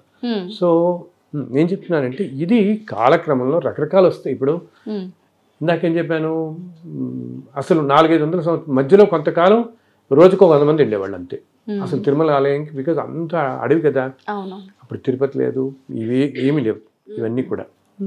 సో ఆలయం అడవి నుంచి వెళ్ళడానికి చాలా కష్టం కాబట్టి ఒక 100 మంది పోగైతే ఈ 100 మంది నడుచుకుంటూ వెళ్ళి దర్శనం చేసుకుని వచ్చేసేవాడు.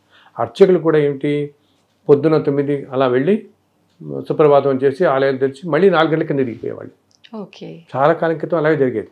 అసలు పైన ఊరు అనేది లేదు, తర్వాత వచ్చాయి. సో ఆ తర్వాత ఏమైంది, ఇంకా బ్రిటిష్ వాళ్ళు రావడం చెప్పాను అప్పుడు, మహాంతులు వాళ్ళ పరిపాలనలో ఉంది, ఎన్నో జరిగాయి. అలాగే ఇప్పుడు ఇంకొకటి, ఇప్పుడు పరిపాలన జరుగుతుంటుంది, రేపు ఇంకొకటి ఉంటుంది. మనకు కావాల్సింది ఈ చుట్టుపక్కల ఇవన్నీ మారిపోతుంటాయి. నేను ఏమన్నాను, ఇవన్నీ మొదట్లో పొలాల మధ్య ఉండేది కూడా అన్నాను, ఊహించుకోలేం మనం. ఆ పొలాల తర్వాత ఏమైంది, చుట్టూత తోటలు ఉండేవి, బ్రహ్మాండమైన గార్డెన్స్ అనమాట, ఫ్లవర్ గార్డెన్స్. యాక్చువల్లీ తిరుమల పేరే పుష్ప మండపం అంటారు తిరుమలని. ఎందుకంటే అంత ఆయనకి పుష్పాలంకార ప్రియుడు, విష్ణు పుష్ప ప్రియుడు అంటాం కదా మనం, ఈయన అభిషేక్ ప్రియుడు, శివుడు పుష్ప ప్రియుడు. సో అందుకని ఎంతో మంది జమీందారులు పైన ఎన్నో తోటలు పెట్టారు. అన్ని ఇప్పుడున్న గెస్ట్ హౌస్లు ఉన్న చోట్ల అన్ని తోటలే. అందుకనే వాటిని ఇప్పుడు మనం రామ్ బగీచా అని ఎదుర్కొన్నా వింటామా. యాక్చువల్లీ రామ్ బగీచా అంటే తోట అనమాట. ఒకప్పుడు అక్కడ ఒక ఆయన కట్టించిన నార్త్ ఇండియన్స్ పెట్టిన ఒక పెద్ద తోట ఉండేది. సో అందుకని దాన్ని రామ్ బగీచా అనేవారు. అలా రకరకాల అన్ని పైన ఆ గెస్ట్ హౌస్ ఉన్న పేర్లు కొన్ని అలాగే ఉంచారు. ఈ కాట, మండపం ఇవన్నీ అనమాట, ఈ పూలు తోటలన్నీ ఉండేవి, వాటి మధ్యలో ఉండేవాడు. అలా ఇప్పుడు ఇలా వచ్చింది. సో మనం ఇవన్నీ పట్టించుకోకూడదు. ఇప్పుడు రేపు పొద్దున కొన్ని వేల సంవత్సరాలు అయ్యేటప్పుడు ఇంకోటి ఏదో మారిపోతుంది, ఈ సంస్కృతులు మారిపోవడంతో ఇవన్నీ. బట్ లోపల ఆయన మాత్రం ఒకటే కదా, ఆయన అలాగే ఉంటాడు. ఆయన వీటన్నిటికీ చిద్విలాసంగా ఉంటాడు, ఆయనకి ఇది ఏమీ పట్టదు. ఓకే, ఇది ఇలా నన్ను ఏమో జరుగుతున్నారు, ఆయన ఇంత అధర్మాలు జరుగుతున్నాయి, ఇన్యాయాలు జరుగుతున్నాయి, ఆయన ఏం చేయడంటే ఇది కాల ప్రవాహంలో ఎప్పుడూ రకరకాలుగా, కొంతకాలం ఇలా ఉంటుంది, కొంతకాలం ఇలా వెళ్తుంది, ఎన్నెన్నో అవుతుంటాయి. అన్నిటికీ సాక్షిభూతుడు ఆయన చూస్తుంటాడు. అది ఈ అధర్మాలు ఇవన్నీ మనం చేసుకునేవి కదా. సో మనం అక్కడికి, అంతేగాని ఆయనేం కావాలని ప్రకృతి విపత్తులో ఆయన ఏదో సృష్టించడు. మనుషులే అధర్మంగా వెళ్ళిపోయి అడవులు కొట్టేసి నేచర్ని అంతా ఇలా నాశనం చేసి ఇలా తెచ్చుకుంటున్నారు. కానీ ఆయన ఏం చేస్తాడు, ఆయన చేయడు. దానివల్ల వస్తున్నవి ఇవన్నీ చెప్తే. సో లోపల ఉండేది ఆయన మాత్రం సిద్ధిలేసి ఉంటాడు. మనం వెళ్ళిన భక్తులు ఈ డైవర్షన్స్కి లోన్ కావద్దు అని చెప్తాను నేను. వీటికి లోన్ కాకుండా జస్ట్ చక్కగా వెళ్ళి ఆయన దర్శించుకోండి, ఉన్నంతసేపు స్వామిని ఆరాధించండి, 4 మంచి మాటలు చెప్పుకోండి, రండి.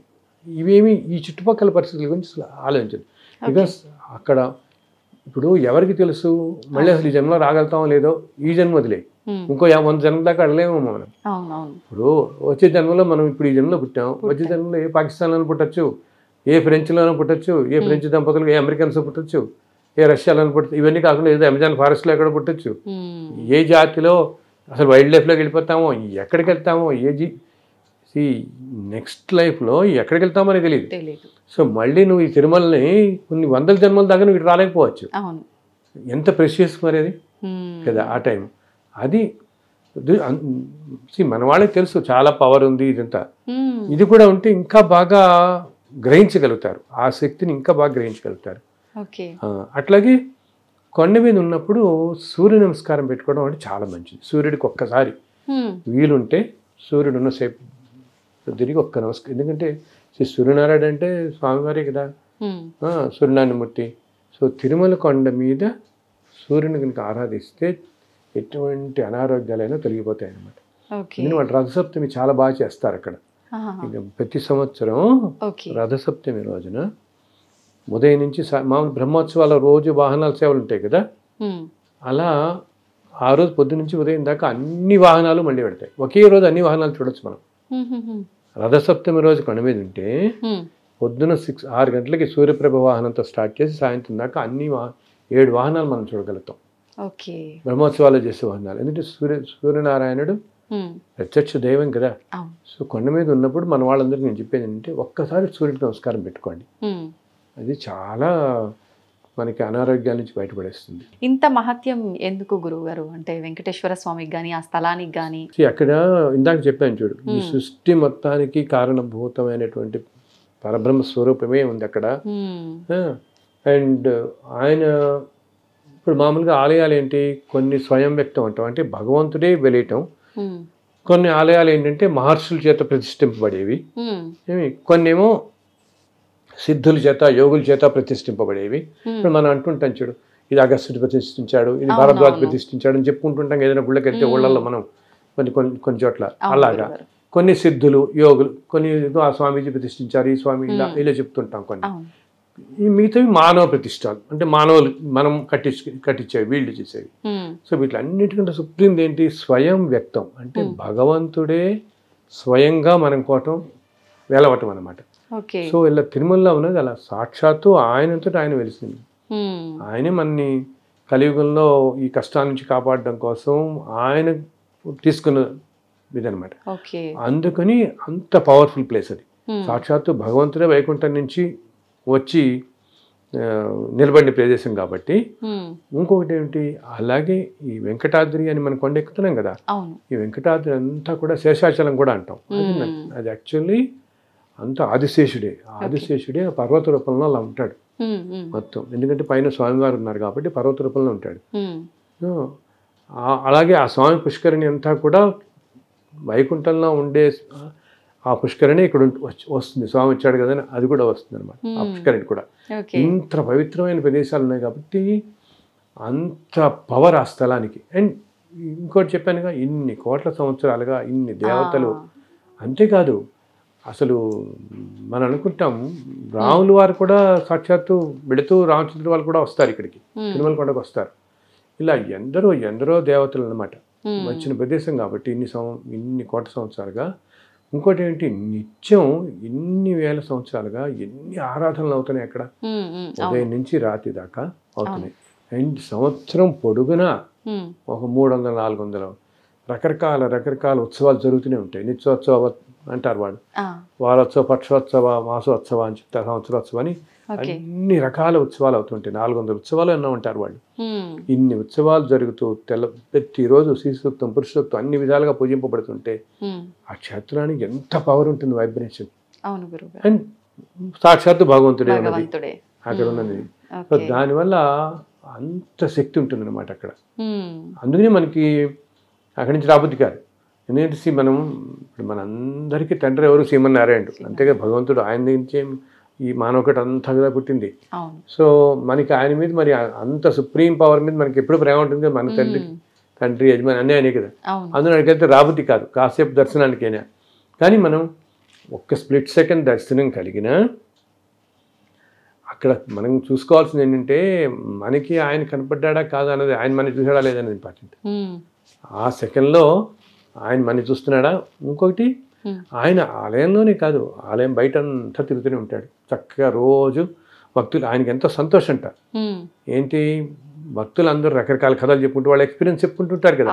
కాటేజీల్లో కూర్చుని నాకు ఎంతో గొప్పగా దర్శనం అయింది, నేను ఇలా అనుకోగానే నాకు తీరింది, నేను అందుకనే వచ్చాను, లేకపోతే నేను యూఎస్ నుంచి వచ్చాను, ఇలా వచ్చాను, ఇలా ఎంతోమంది నాకు తెలిసిన ఎంతోమంది భక్తులు. కొంతమంది అయితే ఎంత సింగపూర్లో నాకు తెలిసిన ఒక భక్తుడు ఉన్నాడు, చాలా స్వామివారికి ఎంతో గొప్ప భక్తుడు. ఆయన ప్రతి నెల సింగపూర్ నుంచి వచ్చి స్వామిని దర్శించుకుని వెళ్తాడు.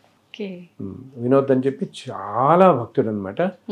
అది ఎంత పవిత్రమైన ప్రదేశం, ఎంత పవర్ఫుల్ ప్రదేశం కాకపోతే అలా లాగేస్తుంది మనిషిని. ఎంత అచంచలమైన భక్తితో వచ్చేవాళ్ళు ఎలా ఉంటారు అక్కడికి. సో ఎంతో ఆతృతో అలా వచ్చే భక్తుల కోసం ఆయన ఎదురు చూస్తుంటాడు. వాళ్ళు అంటుంటారు ఆ స్వామివారు అసలు ఆయన మనం ఇందాక నేను చెప్పాను శిలగా మనల్ని భ్రమింపజేస్తున్నాడు అంట. అంటే మనందరినీ అలా మాయలో పడేస్తున్నాడు, శిలగా కనపడుతున్నాడు, కానీ నిజంగా భగవంతుడే అక్కడ సాక్షాత్తు ఉంటున్నాడు. ఒక్కోసారి మనం, నేను ఈ మధ్య మన లాస్ట్ టైం వెళ్ళినప్పుడు 2 సార్లు వెళ్ళాను ఆ రోజు దర్శనానికి. పొద్దున వెళ్తున్నప్పుడేమో ఇలా మామూలుగా చూస్తున్నట్టు కనపడింది, తర్వాత నేను వెళ్తున్నప్పుడేమో ఇలాంటి చిరునవ్వు అవుతూ కనపడ్డారు. అంటే మీకు విగ్రహ రూపం కనిపించదా గురుగారు? ఇంకా విగ్రహ రూపంలోనే నీకు అది తెలుస్తుంది వెంటనే. ఓకే, ఒక్కసారి చిరునవ్వు అవుతున్నట్టుగా ఆయన ఒళ్ళు చదిరిస్తుంది మనకి తలుచుకుంటేనే, చెప్తుంటేనే. ఇది చాలా మంది చెప్తారు, అక్కడ ఉన్న అర్చకులు చెప్తారు, అర్చకులు నిత్యం ఉంటారు కదా, వాళ్ళు చెప్తుంటారు స్వామి మొహంలో మాకు ఎంతో ఆనందం కళ కనపడుతుంటుంది. అంటే ఎవరు మహాభక్తులు ఎవరో వస్తున్నాడు ఈరోజు, స్వామి కూడా చాలా సంతోషపడుతుంటారు, చాలా సంతోషపడుతున్నారు వాడు అని చెప్పేసి అట్లా అని. అందుకని పైన కొండ మీద ఆయన ఎప్పుడు మన మధ్య తిరుగుతూ ఉంటాడు రకరకాల రూపాల్లో. ఏదో మనం చూడు, ఒక్కోసారి మనం ఏదైనా మాట్లాడుకుంటున్నప్పుడు ఎవరో ఏది పని లేనట్టుగా వచ్చి మన పక్కన కాసేపు కూర్చుని అలా వెళ్ళిపోతారు.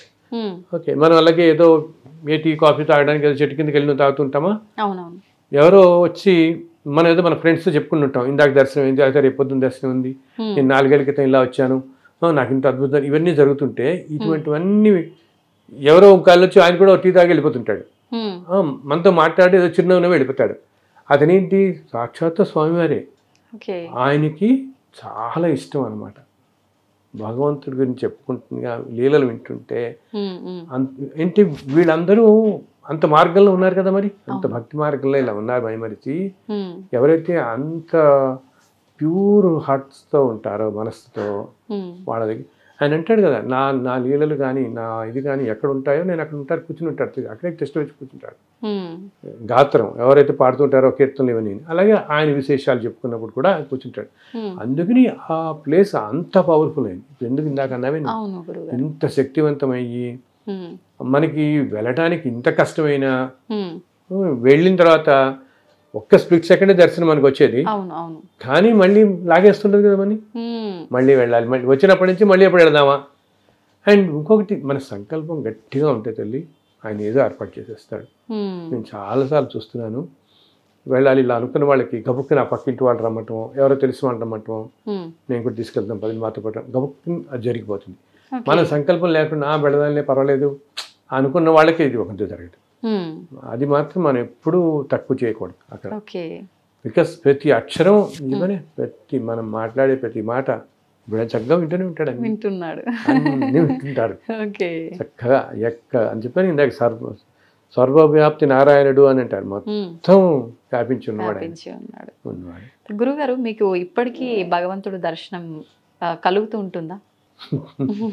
చాలా పెద్ద ప్రశ్న వేశావు. కలుగుతుందమ్మా, కానీ చెప్పాను రకరకాల రూపాల్లో దర్శనం ఇస్తుంటాడు ఆయన. ఎన్నెన్నో ఇప్పుడు చెప్పానుగా, ఈ పుస్తకాలని రాస్తున్నప్పుడు శ్రీకృష్ణుడు మీద రాసినప్పుడు, లక్ష్మీనరసింహ స్వామి మీద రాసినప్పుడు, అమ్మవారి మీద, శివుడి మీద, రాముల వారి మీద, రాముల వారి మీద రాసినప్పుడు అయితే అసలు రాయక ముందే నాకు ఒక రోజు రామచంద్రుల వారు, ఆంజనేయుడు అలా వచ్చి దర్శనం ఇచ్చారు నాకు. ఆ తర్వాత నేను రామరక్షావతం అని ఒక బుక్ రాశాను అనమాట. సో ఎన్నోసార్లు ఎన్నో రూపాల్లో తెలుస్తుంది. అంటే మనం ఏం లేదు తల్లి, మనం చాలా ప్యూర్ మైండ్తో ఉంటే ఆయన అలా కూర్చోడు, చక్కగా వచ్చి కూర్చున్నాడు మనకు తెలుస్తుంది కూడా, భగవంతుడు ఉన్నాడు మన పక్కనే అని తెలుస్తుంది. అది దానికి కావాల్సిందల్లా ప్యూరిటీ ఆఫ్ థాట్. నేను అందరూ అదే చెప్తాను, మనస్సు స్వచ్ఛంగా. ఇప్పుడు మనం భక్త కన్నప్ప, భక్త రామదాస్ ఇవన్నీ చదువుతాం కదా, ఎన్నో మనం మహాభక్తుల గురించి చదువుకుంటాం కదా. వాళ్ళందరూ భక్త కన్నప్ప అనుకో, వాళ్ళేం పెద్ద పెద్ద యాగాలు యజ్ఞాలు చేసిన వాళ్ళు కాదు కదా. ప్యూరిటీ అనమాట. మనస్సు స్వచ్ఛంగా ఉంటే భగవంతుడు టెస్ట్ వచ్చి కూర్చున్నాడు పక్కన. సో అలా నేను గమనించాను ఎన్నో. ఇప్పుడు ఎప్పుడన్నా నేను ఇలా అన్నా అని చెప్తున్నాను, ఎప్పుడన్నా నాకు కొంచెం మనసు ఏదైనా చికాగ్గా ఉందనుకో, ఏదో ఒకటి ఏదో కారణం తెల్లాలేస్తే మనం నిత్యం ఎన్నో ఉంటాయి కదా మన దైనందిన లైఫ్లో, జీవితంలో. వెంటనే నాకు గబుక్కుని ఏదో ఒక ఫోన్ వస్తుంది, మేము ఏదో తిరుమల నుంచి మాట్లాడుతున్నాం అంటే మీ పుస్తకం ఇందాక ఇక్కడ నాకు దొరికిందండి, ఇలా జరిగిందండి, ఏదో ఒకటి ఆయన క్షణంలో చూపిస్తాడు. ఎందుకంటే మన మనసులోనే గ్రహిస్తారు కదా, అవును. వెంటనే నాకు మన మూడ్ మార్చేస్తాను. ఆరు ఒక్కోసారి గబుక్కుని అన్ఎక్స్పెక్టెడ్గా ఎవరో ఒకళ్ళు వచ్చి తలుపు కొడతారు. తలుపు కొట్టి ఈ కాసేపు కూర్చొని ఏవో అవి మాట్లాడతారు, ఇంకా మళ్ళీ జన్మలో నాకు కలవరు. అప్పుడు నాకు తర్వాత నాకు అర్థమవుతుంది వచ్చినవాడు ఈ రూపంలో వచ్చాడు. బికాస్ ఇప్పుడు కలియుగంలో ఏంటంటే ఇందాక చెప్పినట్టు నీకు భగవంతుడు మానవ రూపంలోనే దర్శనమిస్తాడు ఎక్కువగా. ఓకే. మానవ రూపంలోనే, సాధారణంగా మానవ రూపాల్లోనే దర్శనమిస్తాడు. ఇంతకుముందు యుగాల్లో లాగా ఆ రూపంలో దర్శనం పెట్టడం చాలా తక్కువ. నేను ఇవ్వను అని నేను అనను. మహాభక్తులకి వాడు కోరిన రూపంలో దర్శనమిస్తున్నాడు ఇప్పటికీ. వాళ్ళు ఏ రూపంలో కోరుకుంటే ఆ రూపంలో దర్శనమిస్తున్నాడు ఇప్పటికీ కూడా. సాధారణంగా మామూలుగా ఏంటంటే మానవ రూపంలో ఎక్కువగా, అది కూడా క్షేత్రాలలో ఎక్కువ జరుగుతుంది. ఎక్కువ క్షేత్రాల్లో ఇప్పుడు మనం ఇందాక నేను ఒక భద్రాచలం వెళ్ళినా, ఒక కాశీ వెళ్ళినా, శ్రీరంగం వెళ్ళినా, అటువంటి చోట్ల మనం ఇంత ఆర్తిగా ఉంటే ప్రతి వాళ్ళకి ఉంటుందో నాకు భగవద్గీత. నన్ను అడిగేవాడలో వచ్చి అడిగే క్వశ్చన్స్లో చాలా మంది అడిగే ఫస్ట్ క్వశ్చన్ ఇది, మాకు భగవద్ దర్శనం ఎప్పుడు అవుతుందండి అంటుంటారు. రెండో క్వశ్చన్ ఏమో మాకు మోక్షం ఎప్పుడు వస్తుంది అంటారు. నేను భగవంతుడి దర్శనం నేను చెప్తాను ఇట్లాగే, అయినా మీరు ఆర్తిగా చక్కగా ఉంటే తప్పకుండా ఆయన ఇస్తాడు, తప్పకుండా కనపడుతుంది, మీకు తెలుస్తుంది కూడా. ఇప్పుడు ఒకటి ఏంటి, మనకి దర్శనం అవ్వటం ఒకటి, తెలవటం ఒకటి. ఇప్పుడు తెలియకుండా వెళ్తే మనకి ఆ తృప్తి ఉండదు కదా, మళ్ళీ ఉండదు కదా, అనుభూతి కూడా చెందాలి కదా. సో అది కూడా జరుగుతుంది. అది కూడా మనం ఎప్పుడైతే అంత ఆర్తిగా ఉన్నామో దర్శనం ఇవ్వటమే కాకుండా వచ్చింది పరమేశ్వరుడే వచ్చాడు ఈ రూపంలో అని మనకి తక్కువని అర్థమవుతుంది కూడా. కాసేపటికైనా ఆయన విడిపోయిన తర్వాత మనకి తప్పకుండా అర్థమవుతుంది, ఇస్తాడు. మోక్షం అని అంటారా, ఈ మోక్షం రావాలంటే ఇందా చెప్పానే కొన్ని వందల జన్మల్లో వీటిలో అన్నిటికీ డిటాచ్డ్గా ఉంటూ ధర్మంగా వెళ్ళిపోతుంటే అప్పుడు దగ్గర అవుతూ ఉంటాం మోక్షానికి. మనం చేసే పనులపైన ఆధారపడి ఉంటుంది కానీ మనం చేసే పనులపైనే, మన ఆలోచన మనం చేసే పనులపైన. అందరు మంచి కోరుకుంటూ మంచితనం చూస్తూ దేనికి జడ్జిమెంటల్గా ఉండకూడదు. వీడు ఇట్లా ఎందుకున్నాడు, వాడు ఎట్లా ఎందుకున్నాడు, వీడు నన్ను ఇలా ఎందుకు అనుకున్నాడు, ఇది ఇలా ఎందుకు జరిగింది, అవి ఎలా ఏమి ఎందుకు ఎలా జరుగుతున్నాయి అన్నది మనకి కారణం దేనికి మనకి తెలియదు. ఈ కారణాలన్నీ కూడా ఏదో జన్మల నుంచి ఇన్ని జన్మల్లో వస్తుంటే ఏ జన్మలో వాళ్ళు ఏం చేసుకున్నారో మనం ఏం చేసుకున్నామో వీటన్నిటికీ కారణం ఏమిటనే తెలియదు. అందుకని మనం ఎవరిని జడ్జ్ చేయకూడదు.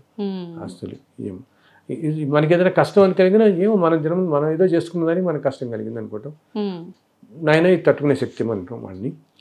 ఇందాక చెప్పాను కదా, నలుగురికి తోచినంతలో సహాయం చేయటం, అది కాపాడినట్టు ఏది కాపాడుతుంది అందరూ. అది కూడా ఏంటి, నీకు ఏముండక్కర్లేదు. నీకు సపోజ్ ఏదో 5,000 జీతం వస్తున్నావు అంటారు నెలకి, పాపం అతి సామాన్యులు. వాళ్ళు ఏదో ఒక 50 రూపాయలు పాపం అలా వెళ్తున్నప్పుడు 20 రూపాయలు 30 రూపాయలు చేయండి వాళ్ళకి. ఆర్తితో మనం చేస్తుంటే దాన్ని చక్కగా భగవంతుడే స్వీకరిస్తాడు. మనం అనుకుంటున్నాం ఎవరికో ఇస్తున్నాం అని, కానీ అది భగవంతుడికి వెళుతుంది చక్కగా ఆ దానం. ఆయన చక్కగా చేసి, అంతేగాని అహంకారంతో చేయకూడదు. నాకు 100 కోట్లు ఉన్నాయి పర్లేదు ఇంకో 10 కోట్లు ఇస్తానని అనుకుంటే దానికి ఏ ఫలితం రాదు మనకి. అది అహంకారంతో చేయకూడదు. అహంకారంతో చేయకుండా నాయన అసలు మనకు తెలియకూడదు, సమర్పిస్తున్నట్టు కూడా మనం అనుకోకూడదు. మనం చేస్తున్నాం అని కూడా ఏ సమర్పించటే సమర్పించడం అందునంటారుగా ప్రతిదానం మన వాళ్ళు కృష్ణార్పణ వస్తూ అనుకోమంటారే అన్నిటికీ అట్లా. అప్పుడు చక్కగా చల్లగా చూస్తాడు ఆయన. చాలా చాలా సంతోషంగా ఉంది గురుగారు, మీ ద్వారా చాలా మంచి విషయాలు తెలుసుకున్నాము. అదే విధంగా వెంకటేశ్వర స్వామి లీలల గురించి, మీ అనుభవాల గురించి వింటుంటే మాకు కూడా పులకించిపోతుంది. నిజంగా చాలా సంతోషంగా ఉంది. చాలా చాలా చాలా సంతోషం తల్లి. నేను ఇందా చెప్పినట్టు నా పుస్తకాలన్నీ కూడా నా వెబ్సైట్లో డౌన్లోడ్ చేసుకోవచ్చు. మీరు సింపుల్గా ప్రింట్ తీసుకోవచ్చు. లేకపోతే దాంట్లో నా మెయిల్ ఐడి ఉంటుంది, మెయిల్ పెట్టినా మేము పంపిస్తాం, తప్పకుండా పంపిస్తాం అన్నమాట. అందరూ చక్కగా మీరు అందరూ కూడా సంతోషంగా ఉండాలి. థ్యాంక్ యూ గురుగారు.